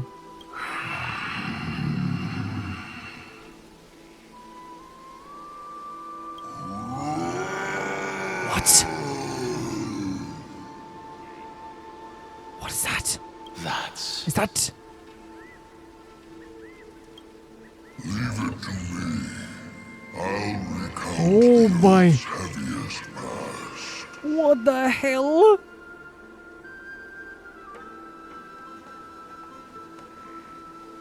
Holy freaking hell. Man, that's terrifying. What a terrifying design. And sever its deepest delusion. Sure. Terravox. Is that you? Your body has become so frail. I still think he looks absolutely terrifying. Even mountain ranges grow old and eventually die. But I can hear the sound of blood still surging through your veins, fast and strong. I suppose you are the true Earth demigod. Right. I am near my end, and the demigod title means nothing to me now. Oh, he doesn't care. The being who stands here now is just the former comrade of the Mountain Breaker. And the traitor who abandoned him. Traitor? Traitor? Yeah, who's the traitor? Terravox was once a member of Geocles' Dromus Legion. This force was famous for its skilled riders and their brave Dromuses. Terravox himself was the Dromus King, the giant dragon who swore their life to the Mountain Breaker. In the battle against Georios, the Imperator could not surmount this mountain, and thus had to break it from the inside. What? Terravox's betrayal was key to the Flame Chase army's victory. So, again, to go over this, Terravox was once a member of the Geocles Dromus Legion. This force was famous for its skilled riders and their brave Dromasses. Terravox themselves was the Dromus King, the giant dragon who swore their life to the Mountain Breaker. So he swore his life to the Mountain Breaker. In the battle against the Earth Titan, the Imperator could not surmount this mountain, and thus had to break it from the inside. Terravox betrayed. So Terravox betrayed Georios? Is that what they're saying? We can take a screenshot of that. The age of the gods was coming to an end. Living beings had adapted to the changes amidst the rifts of the earth. And now they had to learn to survive in the crevices of the epics. Someone had to watch over the earth, so I agreed to a deal. I would take the Titan's divine authority and sink into the cliffs, using my flesh and blood forged of stone to mend the land. So this is the deal they made with Saridra? Like afterwards, like in terms of like what they would do after the betrayal happened? There was one betrayal I could never forget. The Mountain Breaker refused to believe that was my choice, even till his dying breath.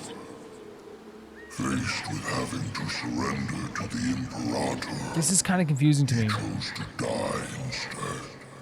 So, to read it all again, Terravox is once a member of the Dromus Legion. This is a force famous for its killed riders. This is Terravox we're talking to now. Terravox themselves was the Dromus King, the giant dragon who swore their life to the Mountain Breaker.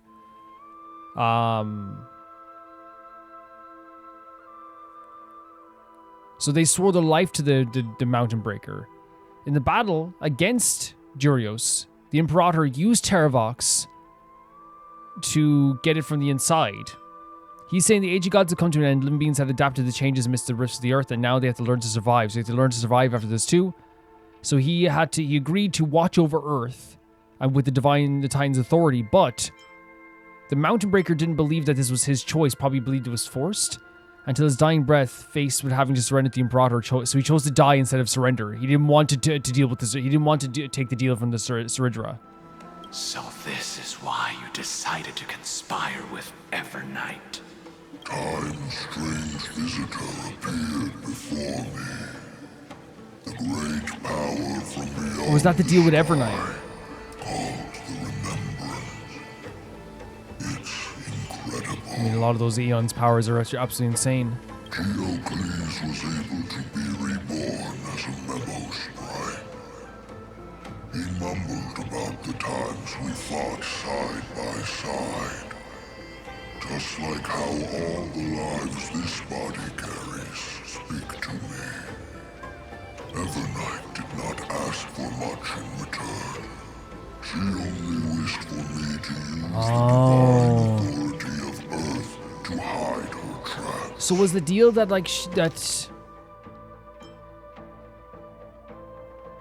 that Geocles was reborn as a memo sprite was the deal?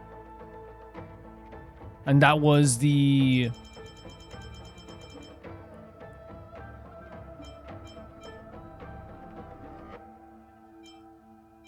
That's the guy we were just fighting. So he was born as a memo sprite? And in return, he would protect... Okay. Okay, in return he would protect hide her tracks. Since you're being so candid, does this mean you've given up resisting? Oh my god, what does it mean? Resistance. For a beast on the brink of death, what is the point of resistance? I see. 1,000 years have passed, and your mind has long since been shattered. This frail body bears the weight of all those I've betrayed. And now, my only wish is to rest with them. So he wants to just... the people that died in that battle, he wants to die with them now. He wants to die, or meet them, I guess. In the unchanging past. Or it's... So he wants... The only way he knows to rest with them in the unchanging past. So he wants to rest in the, like, Memoria? Is that what he's saying? Or he's just like, yeah, I don't mind dying to see them. Go, long Scion. That fiery blaze is already burned through. Jesus, man. Revealing the secrets underneath. The deepest depths in Amphoreus. Stop. The great tomb where all the past is buried. Oh my god, the deepest depths of Amphoreus through this hole over here? Seek Evernight walked out of that place. Before her arrival, that's terrifying. That's terrifying. Evernight walked out of the deepest depths of Amphoreus, and no one even knew it existed before she even walked out of it. In other words, that is the place where Evernight came into It's so being. sick, but it's terrifying. You know what I mean? It's such a great idea and such a sick idea, but like it's terrifying. And it is also where she is now. You sank willingly into the past, and now your memories have turned into this form. So because he sank into the past, all of his memories kind of became these like creatures, these warped versions. Worth it? Sorry, I'm sorry. I got over like zealous there. At least I still remember. As long as I never forget, they will live on. That's what he truly believes. And he probably tore him up as well, right? For sure. Primitive and animalistic. I understand these instincts. Have you ever regretted anything? Great question. For characters full of regret, right? The Earth is not a lonely island in the middle of the ocean. It is the sum of all the living things that stand on it. I have never regretted defending the creatures of this world. I don't freaking doubt it. I don't freaking doubt it whatsoever. Not for a second. I don't doubt it. final question. Okay. Terravox, after all of this, how much are you willing to sacrifice for the power of the permanence? I think this Dan Feng asked us a similar question about like our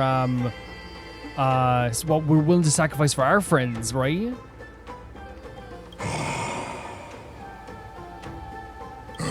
Everything the same answer as well. Oh my god.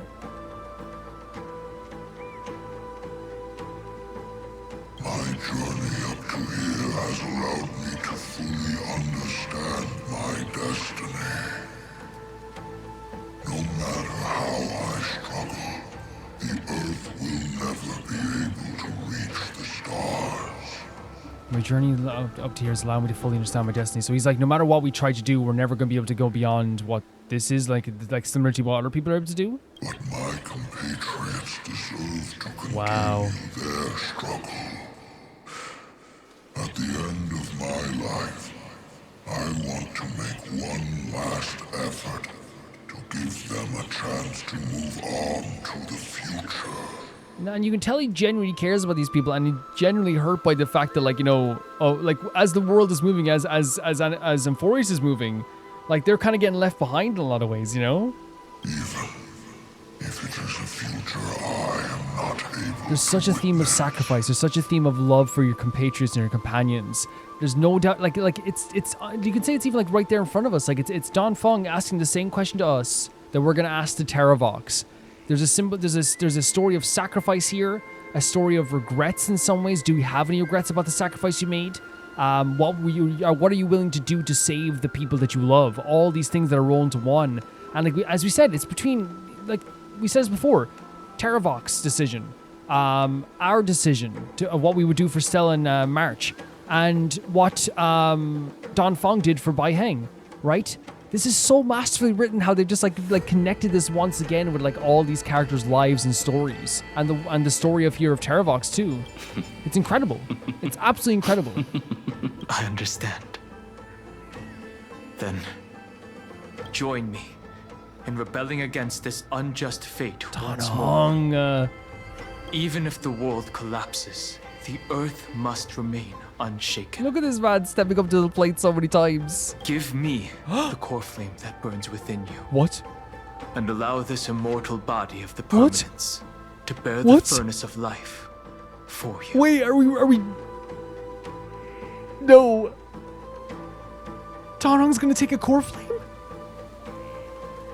And he's gonna bear the... Wait, what does that mean for Dan Heng though then? What does that mean though? Are you willing to bring them all into the new world? What does this mean? What does this mean? I won't give you empty promises. Allow me to answer your question from a different perspective. So the question is, are you willing to bring them all into a new world? He said, give me the core flame that burns within you and allow the immortal body to the permanence to bear the furnace of life for you. Is that just like he was saying, like, I will bear this burden that you've had of, as he said earlier about with the stuff with the actual phrasing, it's not here anymore, but like the actual phrasing of like the, keeping Earth afloat, keeping Earth alive. Allow me to keep that furnace alive. How's it gonna work? The permanence is the path that dragons trod, and eternity is life's deepest desire. If you entrust the Earth's living beings to me, they will live in symbiosis with the instincts in my blood. What? With this body as an ark, I will deliver them tomorrow for you. That tomorrow won't be the end of Amphoreus' So he take the core flame, take them all as a part of his own body, as like his blood, his body, and act as like an ark is to me is like, you know, it's like one singular place where everyone unites, right, in that kind of way to be saved. And in this way, like it's like he's going to like carry them with him. He's going to carry the people of this. What? But a vast and boundless sea of stars. Oh my God, Dan Heng. And he's like, and again, he said he'd never see the stars. Dan Heng, what the freaking hell? This is so incredible. It's a future where all beings can trailblaze side by side. Not a prison made for remembrance. 110%. The Trailblaze mission. The Sea of Stars. He's going to take them beyond this world. Because I was worried he was going to stop, like, and it was like, oh, he's staying here. I was like, no, there's no way. No, but he's saying, like, hey, let me, like, show them the endless stars. You know? It's a future that we can all trailblaze. It's not a prison. In the veil of Evernight's memories, you've always been someone with reservations. Oh yeah, that's a good way of putting it. I misjudged your No resolve. freaking way. I understand. This is the only choice. What if I freaking die, man? Behold, stop! This core flame that burns in my chest. This core flame born from the earth. It is the red soil from which life sprouts, and the furnace of all living things. Wait, so like, it's literally like it can give birth to living things? It's the thing that can create living things? It tells me to commit one final act of truth. Oh my god. Entrust this heavy task to trailblazers from beyond the sky. Let them tend to the wild terrain and safeguard the land. Oh my. And thus bring the endless stream of life into the distant. This doesn't mean Dan Feng's staying here, right? Because I have this pain in my stomach thinking about this. I promise you, Terravox. Good. When I hand over the divine authority, this place will fall to pieces. Do we have to run? Are you prepared to hold up the sacred tree if it falls? What? I mean, I guess he has to be. Of course. Oh my god, man. Dan Feng has never been cooler. Dan Feng has never been cooler. Then free what remains of my body, and let me give you this flame that turned away from the flame. Oh my god. And uniting this back, you know, like away from like the betrayal of the Crisis journey. It's the core flame's back on the with the Crisis heirs again. Well, I guess not. Dan Feng's not a Crisis heir, but you know what I mean. I now relinquish my Holy yeah. as a demigod. Dan Feng's gonna get a freaking core flame, and he's gonna embody like the freaking. He's gonna be an arc for all these creatures as well. You shall dig your own grave and burn Huh? in the furnace of rebellion. No, no, no. I only hope that, after all this time, Father will take me back. The betrayal and stuff. Wait, so you shall dig your own grave. Is that quoting? No, it's quoting something. Oh my freaking god. I thought he was saying to Dan Feng, you're gonna burn in that furnace, buddy.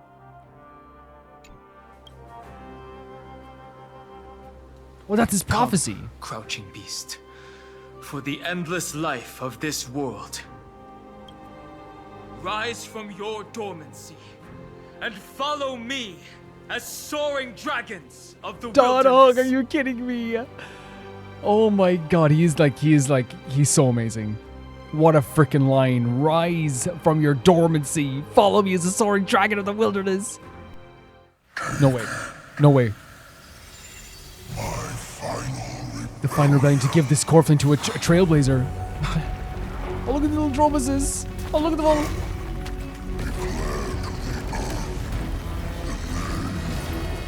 Oh, they're scattering. Look at this. Dan Feng. What? No way. Oh. Oh my god, all these memories. That's the freaking animation. That's the animation. What the frick? What the hell? Dan Feng. You are. Wait, what? Look. What? Did you see him? That wasn't imbibe or looting. What is all these dragons holding it up? Oh my freaking god.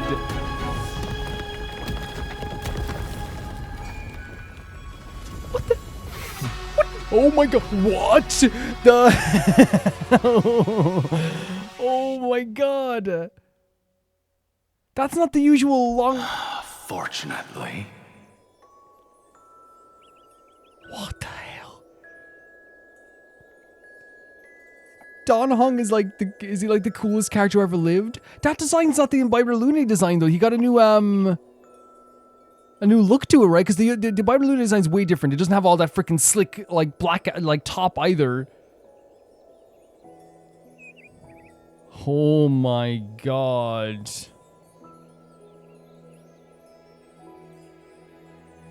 I am lightheaded.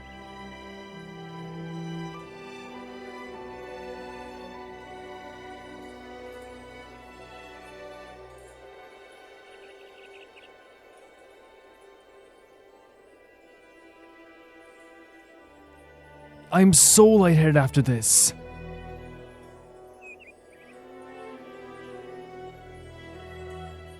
Oh no, now this is happening too. Dan Feng holding up the tree there, taking the core flame. Now looking after the creatures of the earth as well, the core flame of earth.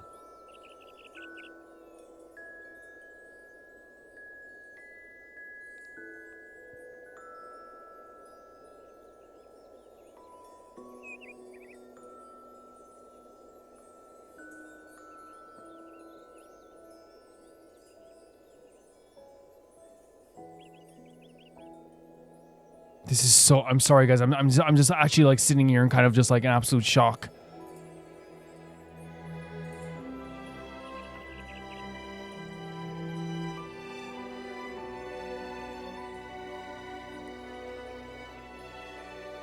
Like, the cutscene itself, like, showing the memories of all the stuff that happened to Gotep, but then also showing the animation that was, like, seen before as well.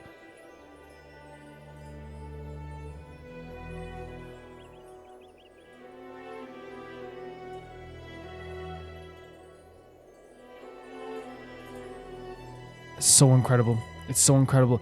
And here's the thing, like, in terms of taking the actual core flame itself, right? Obviously, like you could say he did it to like protect these creatures, but in terms of like a benefit for Dan Feng, am I wrong in saying that now that he has a core flame, just like Stel was, wouldn't he be like more tied to like the flame chase journey and Amphoreus itself, just like Stel was? But I don't know if that's the way he took it as well. But holy crap, man. I'm lightheaded. The worst did not come to pass. Right. If your opponent had already turned into a vicious beast, whatever you did wouldn't weigh on your conscience. So what if that demigod had harbored ill intentions or vowed to fight to the death?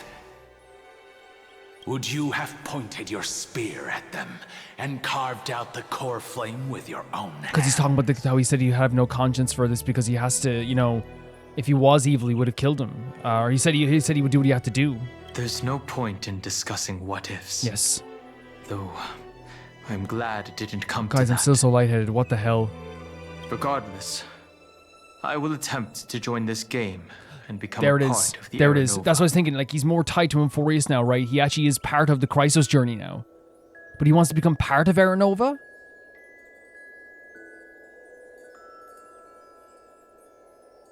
Is this just an easier way for him to gain... Because... Evernight has a core flame, right? Stel also has a core flame. Right? Or at least she returned a core flame, but she had a core flame. Him being part of the Aranova, does it just... This music's absolutely gorgeous. Is it just a way of him being more tied to the actual journey itself and being tied to Amphoreus itself?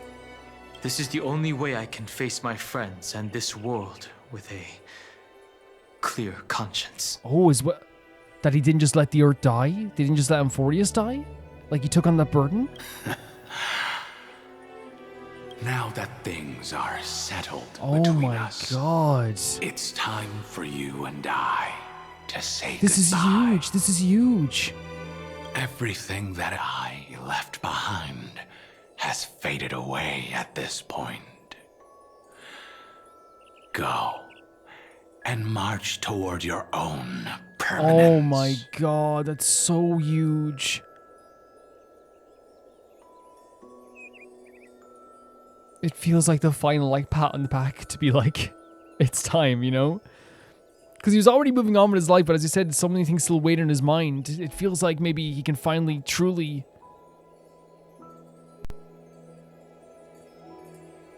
And is it because he took on the core flame that the memory of Dan Feng is fading inside of him? As for how to tame it, I'll leave that to you. It's so incredible. Thank you. We can't go back to the past and make better choices. Yeah. But at least we can do better in the future. Oh. A dragon can only welcome new life by shedding away his old, scarred skin. What the hell, man? For the first time in my life, I feel at ease.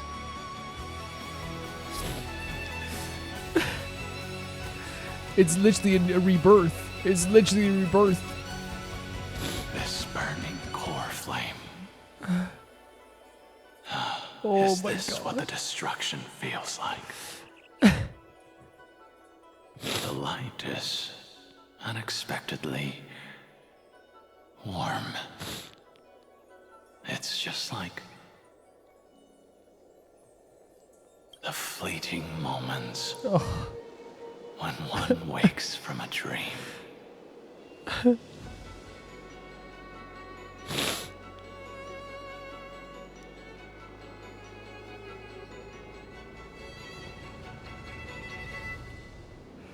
So incredible. Farewell, Dan Feng.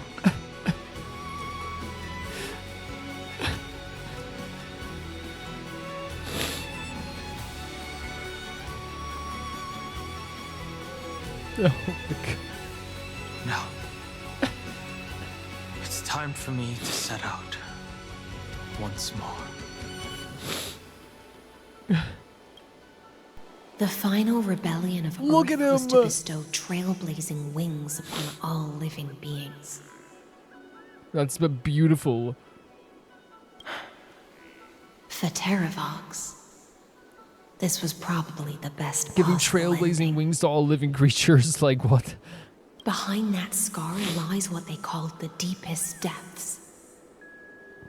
The rising steam tells me that grief rises there. But right now, she's trapped in a bottomless whirlpool. Is Evernight with What? her? Look at him! I'm afraid I can't tell. What the hell?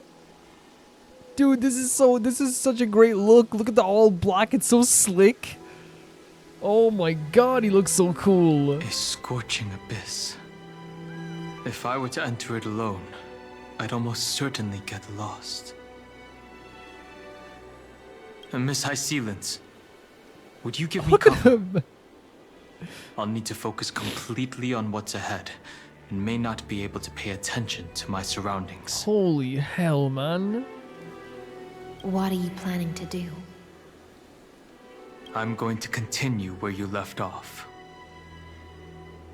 The stranger snatched away the deliverer right before my eyes. I commanded the waters to surge after them, but layered cliffs blocked the Oh, waters. this is gonna use the surging waters? Times have changed. The cliffs are now in the palm of my What hand. the hell, man? Look at him. Look at this. It's such a slick look. It's like a freaking body warmer. Oh my, the back looks so cool It's too. worth a shot. He looks so cool. It's just, without absolute resolve, you still won't be able to pass through that Memoria time. This music is so beautiful as well. It's so much less beautiful. save someone from it. The search for Greyfry might stretch on like an Evernight without end. Be careful. Yeah. Wandering through time is no easy feat. My face is stained with tears. Look at the shoulder pads as well. Don't worry, Lady Hysilens. The tail! Just as you kept your lonely vigil in the depths for 1,000 years, my determination to find her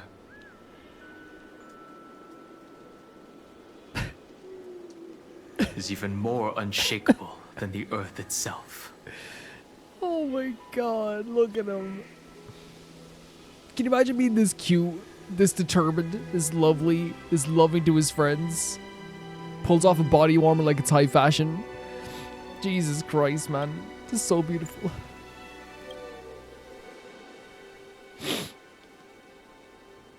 Ancient sacred tree, lend me your roots. With the core flame I tail carry, is crazy. let me resonate with this land. With heaven and earth as my map, and time as my compass, I will find that one singular point. You asleep among the... So he's trying to find Stell's one singular point?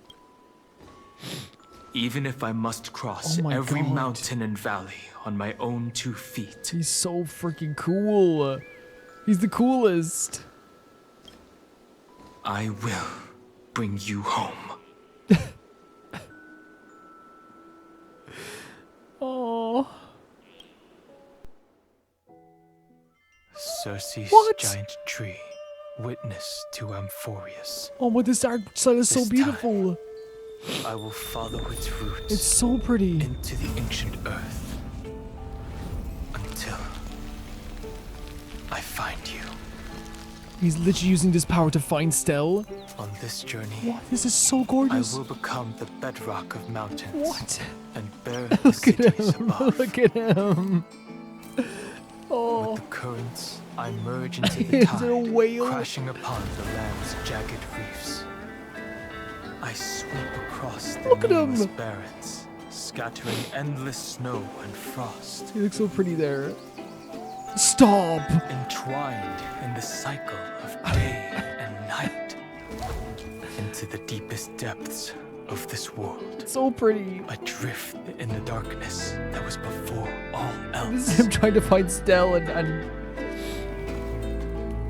When can I lead you out of this this maze? artwork is absolutely stunning. What? I can't do it with just my eyes alone. Maybe it was never me. Maybe it was always you. I'm sorry. Who could set us free. Long time no see. All right. Let's settle this and keep moving. That's where we will all find our answers. Hey, Danhong, wake up. No. Three of a kind. Two pair. Ace. Did he find her? Go. No. Holy freaking hell, this artwork is insane, this animation is insane. I don't think I can handle much more, guys. I'm gonna die. I am Earth. You are Earth. And all that grows upon Look at what we're witnessing.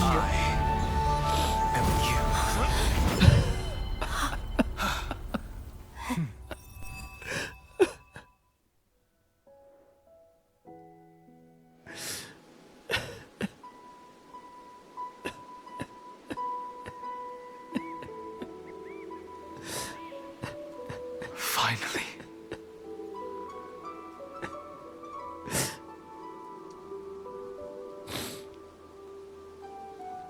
My heart. My heart.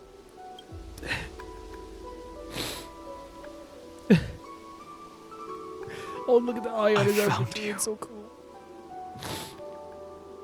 Did you get taller? Did you get freaking taller? What the fuck? What the fuck?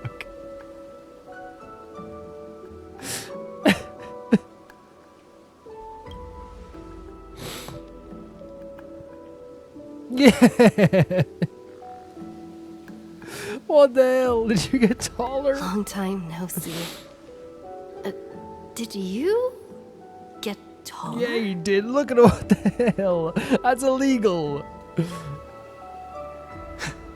While you were trapped, I experienced... The amount of time you must have gone through. As you said, there must have been countless freaking, like, you know, eras at that point. Oh my god, what the frick? That's illegal.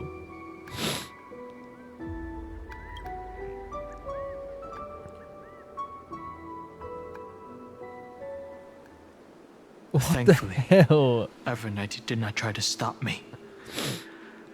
Looks like we've managed to stay ahead of her this time. Holy...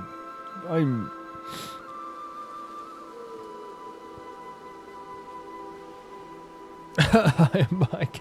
I can't.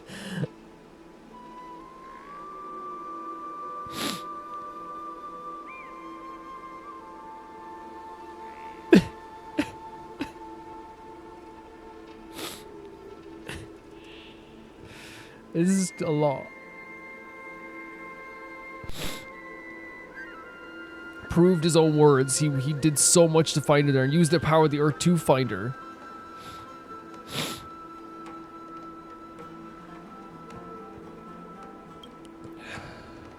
We must save March 7th. Rest assured, we won't abandon her. Yeah. We'll all return to the Express together. No one will be left behind. Never. What about Serene? Where is she? You mean Mem? Sorry, I haven't seen her at all on this journey. Perhaps you were not the only one being held captive by Evernight. How's the Express crew doing? They never once stopped worrying about us. About you, me, or March 7th. They never gave up on trying to save us. Even from outside this world. That's our parents. And our Uncle Pom Pom. And cousin Sunday. And distant auntie who's not actually related, but we call her Auntie Black Swan. Miss Himiko, Mr. Yang, Pom Pom, and even Sunday Black Swan and the two geniuses. Yeah, the two geniuses as well. They are all doing everything in their power to aid us. Black Swan's the cool auntie that shows up to the family get-togethers who like is the fun one, you know. But you'd never know who she's like actually like, you know, if she's a real auntie or not. Oh my god, she was everywhere in the Moored Tide. I understand. Her power. We saw her moving everywhere. We saw her getting everywhere. It was only when I personally stepped into the maze of time that it suddenly struck me. She and I had crossed paths once before. Yeah? I'll only warn you. Yes, once. you did. Leave her body. No. He was so angry in this moment. I feel like I've seen these floating black things somewhere before. Yes. Because remember we were like, you did, but like we didn't think of it this way, I suppose.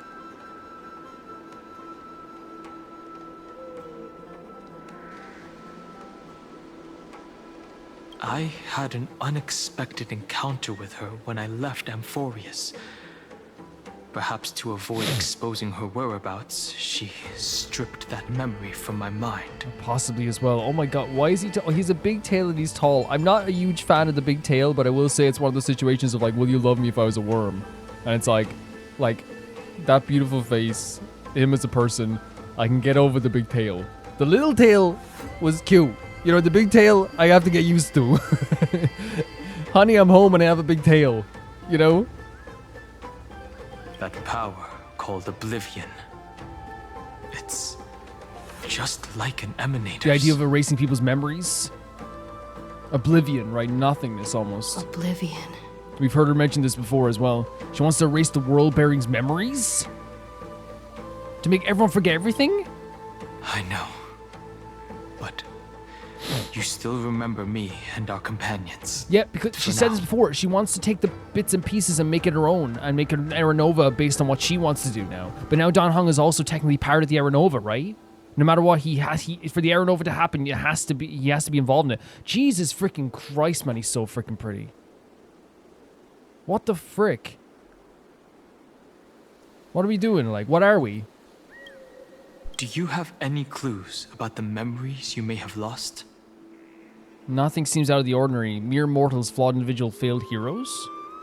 Are those Evernight's exact words?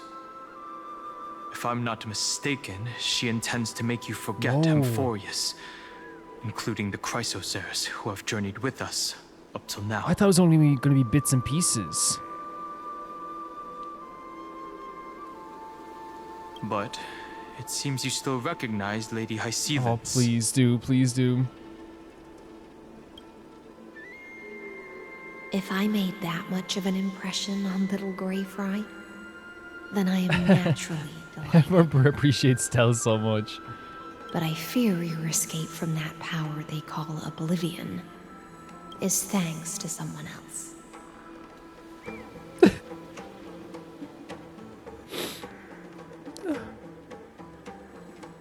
Was it you who protected me? Nice to meet you. Or maybe I should ask. Oh. How have you been since we last saw each other? Along with you, this little butterfly fish's memory was also salvaged from the depths of that whirlpool. Just as a pearl is cradled within its shell, the power of Thanatos surrounds you, shielding your soul from corrosion. That's so incredible. Man, like, also, even in butter form, two of the greatest designs in all of Amphoreus, standing side by side. Two of my favorite characters standing side by side. I loved them so freaking much. I love Castor so much. I love Hysilens so much. Miss Irene has spoken of you often to me.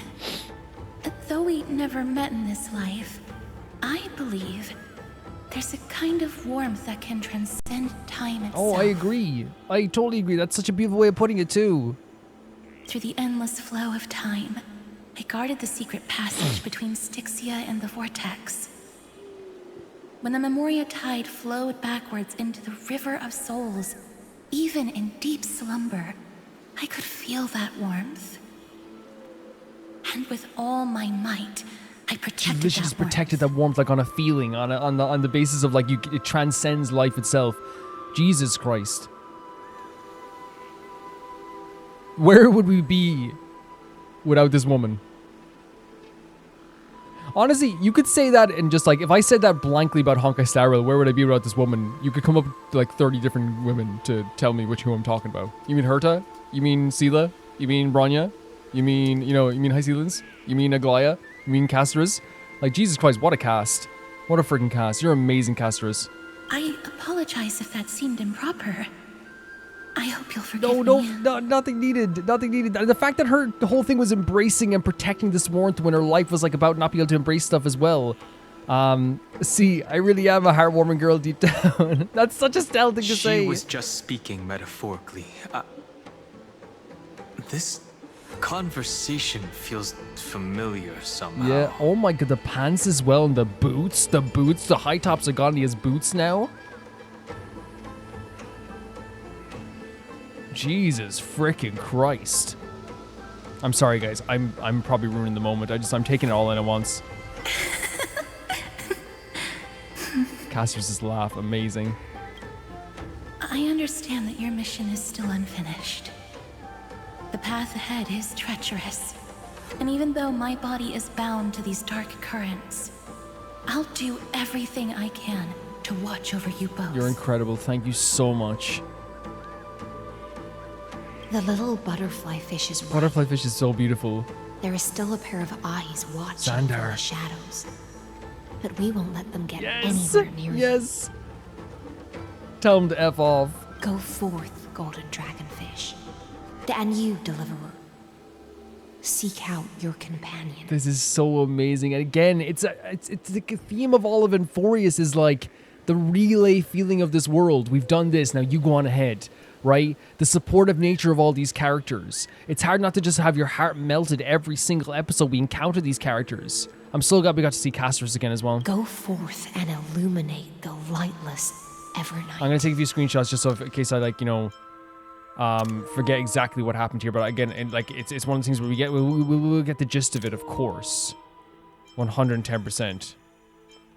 But we know what they're trying to do with their powers as well, but with the whole thing with Oblivion also. But it is a long conversation, so having a few screenshots here ain't gonna hurt us, I cannot thank you enough. Accept this promise from the Nameless. Oh my god. Amphoreus will definitely write a brand new ending. You know what it's like? I always say this, but when you realize your friend's really important at work, he's like, on behalf of my company, I will make sure this happens. And Stella's looking at him like, man, my friend's important. Of course. But it's Stella and Dan Feng will do it together. We'll write it together. We'll write it together is beautiful. Thank you, Hysilens. Thank you too, Casterus. The Nameless will never stop. Yes, Stell. Yes. Until all of us stand side by side in the true new world. Oh, my lord. Oh my freaking lord. Oh my freaking lord. Oh my sweet lord. What a sequence of events.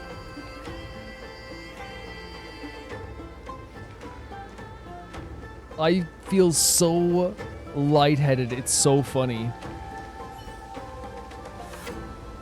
Finan is still fighting against the destruction. Hysilens and that wasn't advancing anything forward, by the way. I thought it was. It's over there. I just got confused because I wasn't even looking at that. But yeah, we're gonna be we're gonna warp out of here for now, and we're gonna go into the Astral Express for now and talk about other stuff, guys, because we're about to go into something really, really heavy. I just know it, of course, as well. I won't be doing, because everything was so emotional, so heavy, I won't be doing a big recap as I usually do. I'll probably just talk about everything like a one grand thing. But a really, and there's some stuff I won't be able to piece together fully, and I'm sure I'll be able to do it afterwards as well, but unbelievable section of the game.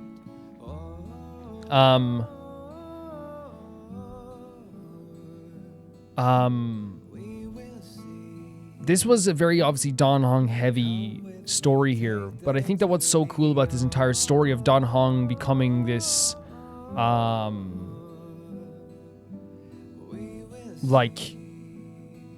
version of himself is that it's Dan Feng moving on into the future, shedding his skin and becoming something different, taking something else upon his shoulder, the world of Amphoreus itself, the earth of Amphoreus, you say, the creatures of Amphoreus, and taking them on a journey through the stars, the power of the Trailblaze. I know I'm all over the place, guys, because I'm still very flustered, but it's like a new skin for himself, a new lease on life, and that is why I believe Dan Feng left his memories at that point. Not left his memories, but left his side at that point, because it's time for Dan Feng to finally move on.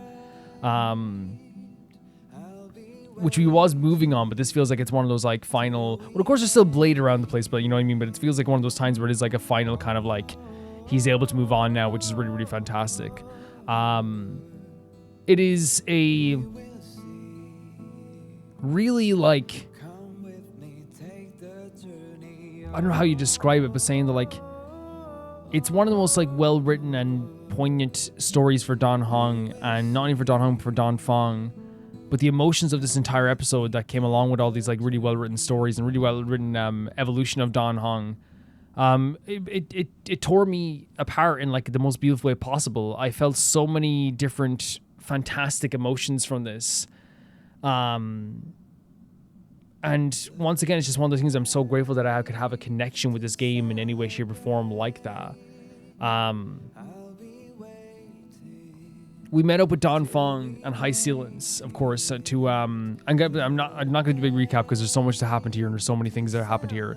I just want to talk about it kind of in general as well, but and because of the memory and because of all this stuff too, we started to remember stuff from our own past, whether that be Bailu or Dan Feng himself, or you know, and other people's past too, it seemed also, like with the memories that we saw of like, you know, Hysilens and Trivios and all these characters too. So there was like a kind of a mix of like Memoria stuff here also. And we got to see the quintet. And this to me, on the journey to find Stell and the journey to find March, is so important in terms of Dan Heng's story and Dan Feng's story and Terravox's story as well. What are you willing to do for the people that you love? And that was the crux of this entire story.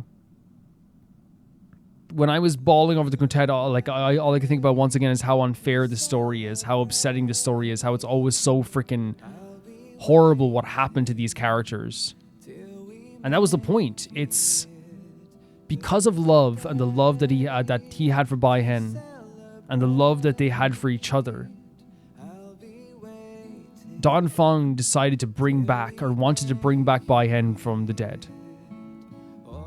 But it ended up having a ripple effect and destroying the lives of almost everyone in the quintet. And here's the thing, as I said, you can say, well, not Jin Yuan. I do believe Jin Yuan's life is also in shambles. I think his life, like that he has, is beautiful. He has people to impart knowledge to. He has Yang Xing who he can teach. He has all these people that look up to him and really, really care about him. But I don't think he's ever going to truly... His punishment that he is living in his life, not a punishment, because I'm not saying that he deserves to be punished, I'm saying his like cross that he bears is that he has to live through his life in the same place where the quintet lived, knowing that he'll never live there with the quintet ever again. Someone who is so emotionally attached to these characters. And the question that was asked here of Dan Feng, and I think, again, as I said, I think it's important in this scene to note the fact that this was important for us as players and these characters too, because we were able to come to terms fully with the decision that Dan Feng made. And I do love, and I think it's amazing that Dan Feng responded to Dan Heng by saying, I would do the same thing over again if I could. But also looked at Dan Heng and said, do you understand? Because it's the whole theme as well. What is Dan Heng willing to do to find Stell, to protect March? What is he willing to do? To relate that to what Dan Feng had to do is what I wanted to do as well. I think it's so important to have Dan Feng say, I would do the exact same thing again. Because it is a power of like, and people say it's cheesy, it is a power of like, that the friends that you have. And it's just like, people hate power of friendship. I want to make this clear, by the way. I think it's okay to think of it as a bad writing device, but like, anyone who thinks Amphoreus isn't, or Amphoreus isn't also a power of friendship story as well, you're lying to yourself. It is the ultimate power of friendship story. And in this case, it's what would Dan Heng... Because he said he related to him, like, you understand now your love for March and Stell. What would you do for them? What are you willing to sacrifice? And he said everything. Just like Dan Feng said back, if I could do it all over again, I would do everything to sacrifice myself to bring Bai Yan back. Such a powerful relation to each other in this story, and such a powerful relation to Dan Heng and Dan Feng in the story. It's actually incredible what they did here with that. And then also relating to Terravox as well later on too, where they have it like, they're asking Terravox like, you know, why would you do this? Like, what, like, would you do what are you willing to sacrifice? And he said everything as well. Because we look at it from all these different perspectives of like trying to help the people that you love survive. These characters were willing to do everything. So it's like this thing where it's like this judgment of like, we can judge Dan Feng, we can judge Terravox, but what will we do in that position as well? And it just so happens that Dan Heng was willing to absolutely rip apart Terravox as well to do this, but he was lucky enough that he didn't have to do this. And he said it himself, he's lucky that it didn't come to that. He's lucky in the idea that he didn't have to actually do anything horrible to Terravox. Because he was okay with doing it. He was ready to do it. But in the end, he got to have a way better outcome and a new lease on life and a new journey ahead of him as well. And a new way of like, to me, like it seemed like the embracing of that core flame not only was just like taking on the weight of like this new journey and these creatures and this world and the earth itself and the tree itself. It wasn't just that. To me, it was also, if I'm not mistaken, to me, my interpretation, so it's not really about being mistaken, it was also him having more of a connection with the earth, more of a connection with the Aranova and the Chrysos journey, being more connected to Amphoreus, which led him to be able to use the power of the earth. Like he was using the roots, he was using the power of the dragon at the same time too to find Stell. And with those powers, he was actually able to find Stell throughout this journey. It took him a while. Like that artwork, that animation was incredible. It was so gorgeous. What a way to show like his journey through all these times too. But that was the game showing us the stuff that he had gone through to find Stell. And I think the power of the Earth Core Flame, or the Earth Titan's Core Flame, actually helped him with this as well. Not only did he become like, because he said himself to be part of the Aeronova or something like that. Because like if he's part of the Aeronova, like I wonder if it is like one of those things where he's like able to like be part of like the actual Flame Chase journey, and they need him to like be part of the Aeronova also. But as we saw in the cutscene, he searched far and wide. He searched the ends of the earth to find Stell, and he was willing to do that forever and ever. He had no problem doing this. He was going to keep doing it. And he was warned that this is what would happen as well. Dan Feng took on the core flame of the Earth Titan and the demigod from the demigod Terravox. And the deal was, like, you give me this power, I will take on the through my own trailblazing journey, I will bring as an arc himself, he called himself an arc, the lives of and the blood of these people, and bring them on a journey beyond the stars. And in the process of this, with his power of the permanence and the power of the core flame, he was able to turn into this new form and become a newer version of himself, this taller version of himself. And with that power, being able to find Stell, but not only find Stell, hold up the tree. Like, did you see that cutscene? The strength, the power, the freaking magical nature of this is so freaking impressive. But that's another thing that he was doing there as well. It also, as we said, led to him saying goodbye to Dan Feng. Because as you said, the story of sacrifice, the story of coming to terms with this stuff, the story of being able to move forward, all this stuff still tortured Dan Feng. As you said before, he's one of the lucky ones, quote unquote lucky. I don't want to call him lucky completely because he still has all this stuff in his mind and all this stuff that tortures him. He was one of the people that had people waiting for him to move on. And you can say, well, Jinyu has that too. But the reason I always say Jinyu is still in a tough situation is because while he has a son that he loves in Yanxin, right? His adoptive son, basically. He has characters that respect him. He is stuck in the place forever that he will always have to remember his friends. He can't even go to a different place. He can't go to Penacony and live there. Zansho would fall apart. But what I'm saying is, he got to have friends that helped him move on from this point in his life and these terrible situations. But Dan Feng, now it feels like, just like a dragon sheds his light and becomes anew and rebirth, just like the permanence is about rebirth. He was able to be birthed into his new version of himself, shedding the skin of his old self, and in the process, finally being able to move on and go along his journey. And even Dan Feng gave him that blessing to move on as well. I think Jing Liu also gave him a blessing too, right? At one point too, to be like, yeah, you can go on ahead. I think she did. The only one I think didn't give him a blessing, no, it was Jin Yuan, I think. It was Jin Yuan. I think the only one who probably, I don't know if Jing Liu gave him a blessing, but I know that Jin Yuan did. It may have been Jin Liu, but I know Blade didn't give him a blessing. Blade was like, buddy, you're gonna, if I find you again, it's on site, you know? But that's just because he's jealous of Dan Feng. And not in a bad way. I don't mean like he's jealous. I mean, of course he's upset that like someone that we all went through pain and we're all going through pain and suffering. And you're able to, like, in his eyes, even though Dan Feng didn't, you're able to move on, you know? Really incredible moment here as well with the transition of Dan Feng and being able to turn into this new version of himself and being able to hold up the tree in that way. And then the beautiful, absolutely gorgeous cutscene where he went into the area where Evernight was birthed, by the way, where Evernight was birthed. Didn't even know Evernight was a part of this world until she was birthed from this thing here.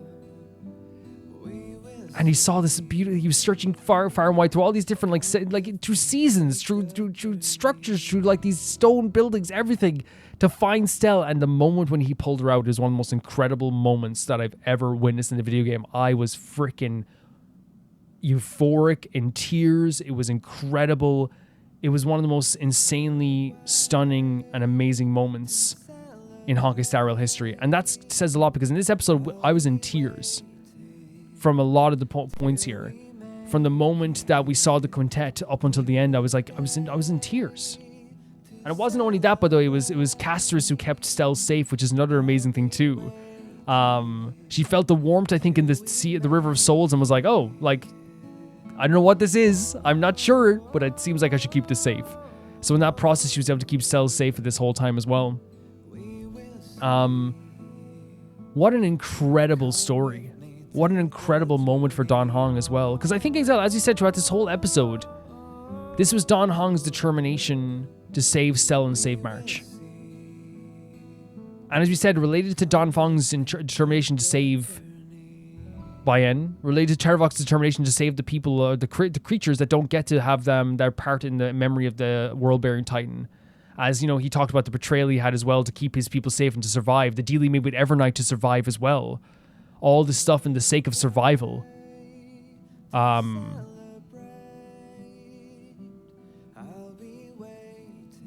the deal was to cover her tracks, of course, as well. But he made this deal for survival, for the survival of his people, and he would probably do it again.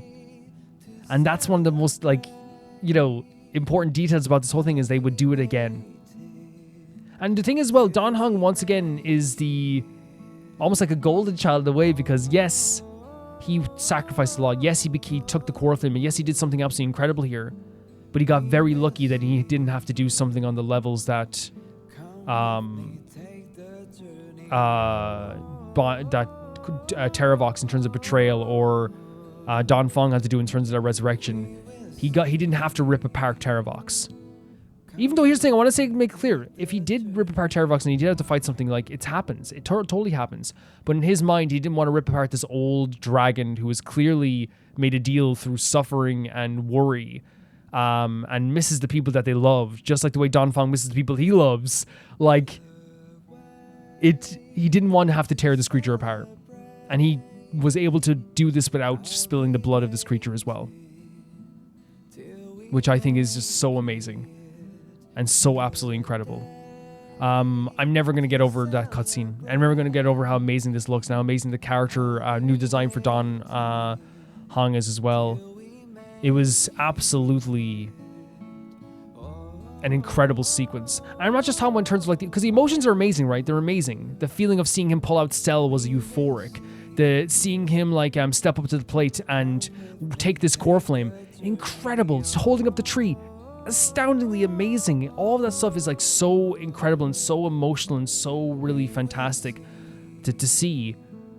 I also just think at the same time too, Honkai Star Rail once again asks you to understand a perspective, right?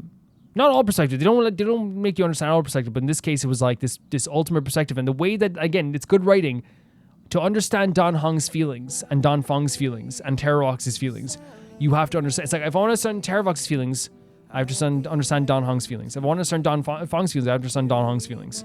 These feelings that intertwined. This meaning of sacrifice, of betrayal, of resurrection, of permanence. All these stuff that's rolled into one. What are these guys willing to do for their friends? It was so beautiful. So freaking beautiful. And in terms of what happened here, in terms of a summary of that story here, my estimation of what happened here is that when we came here after, so Finon opened up the way to lift the Memoria tide so that we could find where Evernight was. We journeyed here and we were lured in here by Terravox. But he can't fight anymore. In the process, he can't fight anymore. Look what's happened to all his memories. He lives along, and he got to live alongside the memories of the people he knew before. But the consequence was that, in exchange for hiding Evernight's tracks, but the consequence is that they eventually turned into these horrible creatures. And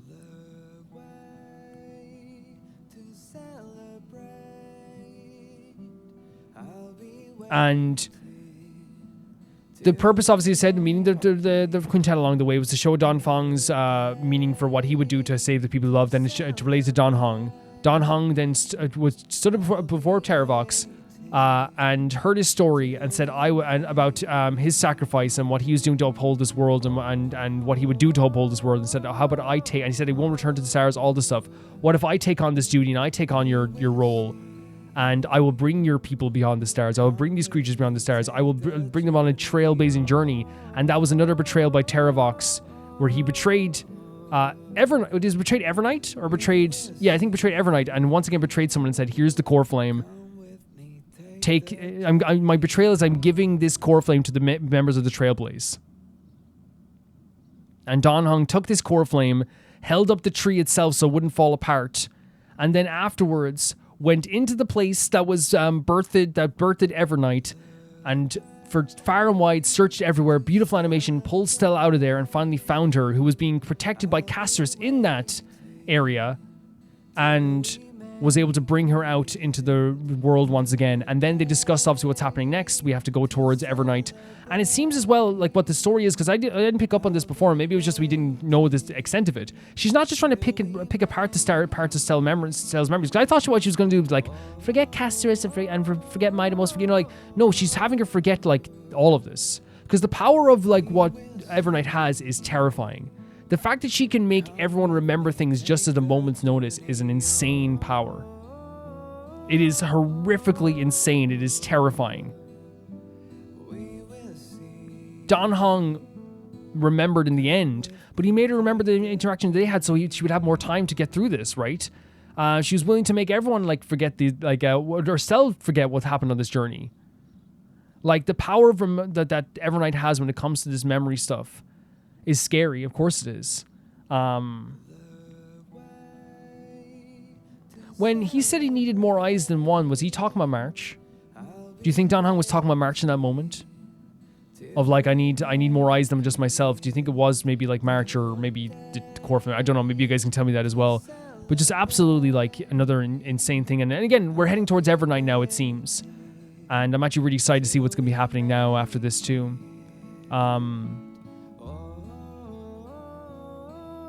It's so amazing.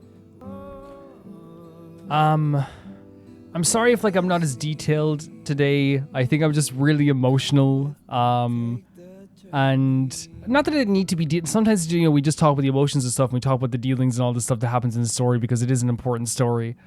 I'm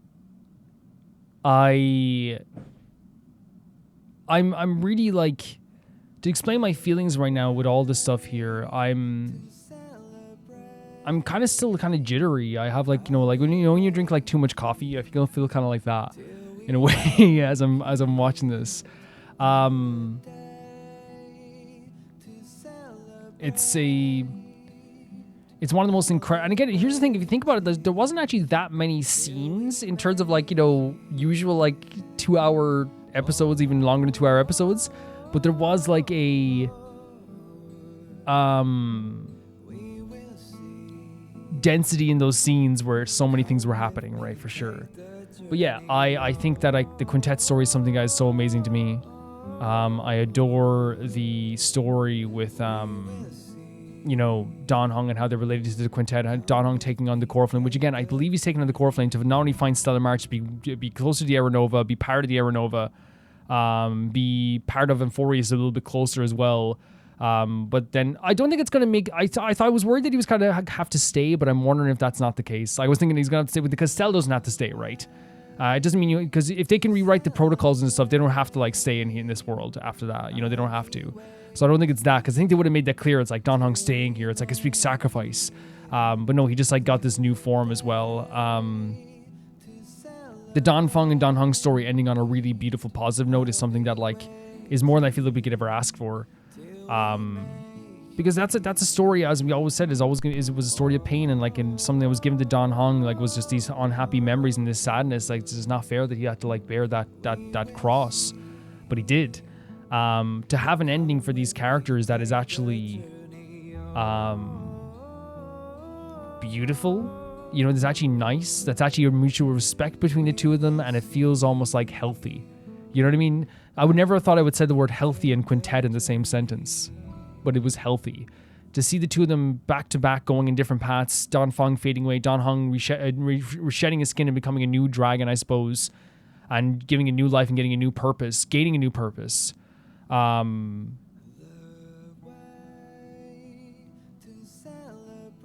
Gaining a new version of himself.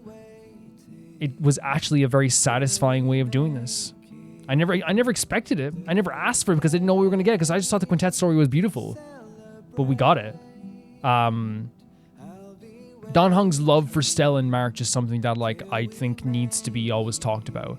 Because I was saying, I want to make it clear as well, Stella would do anything for Dan Heng. March would do anything for Don. She did do anything for Don and Cell. Stell would do anything for the characters too. But I think there's something in my view, like with Dan Heng, that's so beautiful that he sees himself, when he calls himself the Guard of the Astral Express, it's not just an official title, right? He puts so much of his emotions into that title, where he sees himself as like the guy that looks after not only the Astral Express itself, but I think he takes that role of like, I am the Guard of the Astral Express in an emotional level, where it probably was just an official title for a while. You know, I'm the Guard of the Astral Express. And now it feels like he is more like it's like when he says I'm the Guard, it means like I'm protecting the people I love, you know? And what he was willing to do here for Stell and March is, again, as it's something I believe the March and Stell would do the same thing, but we got to witness Dan Heng do it. That's why I want to give him his props for all this stuff. I love him as a character. I adore him. He is incredible. And in this moment, you once again saw the strength of his resolve and what he's willing to do. Because it's one of those things where, like, from the start, I always knew he had a dynamic with the characters where he clearly cared about everyone, right? But this showcases that on a whole nother level as well. Yeah, it really does. Okay, so another thing, I have been notified because I went into like the Patreon chats and I just used the quote, have you gotten taller? I just used that quote. This is finally time.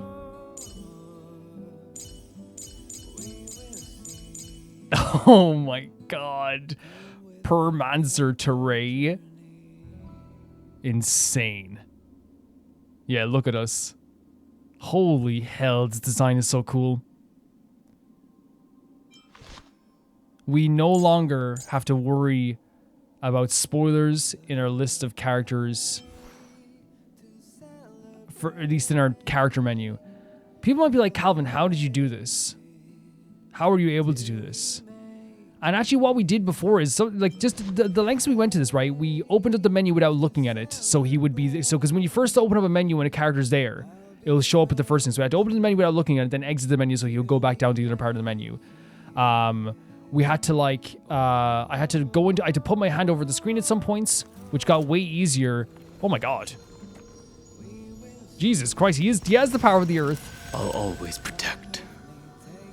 Amazing. We have to do I do so many things to avoid this, and I did avoid this. And people probably like, Calvin, like, how did you do this? Like, how would you not look in the menu for months? Because it has been months upon months upon months upon months. Here's the answer, guys. Just judge by like how I play this game. Do you think I need to look? Do you think Calvin also knows Romer needs to goes into the menu that often? Do you think Calvin just levels up the characters that he needs? Do you think Calvin ever, like, you ever see Calvin do that? Like, when people are like, I don't know how he's not going to open the menu. Like, I remember, like, the people who've been watching the playthrough for a while were like, I think I can imagine he wouldn't. I can imagine he could do it. Because, again, I'm not really, like, into, like, the gameplay side of things as well. But, we have, a new character, guys. Let's see what he requires, by the way. Oh. Titankin. Whoa. We can use our universal tier of souls. These newborn scales grow ever harder. Did you say something about growing harder? I hear you, buddy.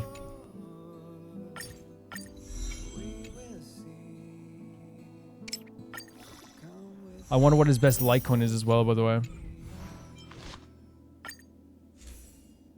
Maybe one of the March ones? We have a lot of Lycons here, like 4-star ones. I'm sure you guys let me know as well. Yeah, just a really incredible episode with so many amazing things happening. We have to enter into Evernight's tomb.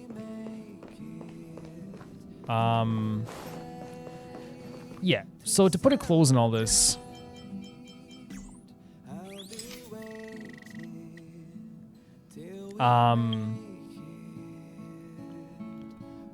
there's a reason why I think that I've been drawn to Honkai Star Rail this whole time, and it's very clearly because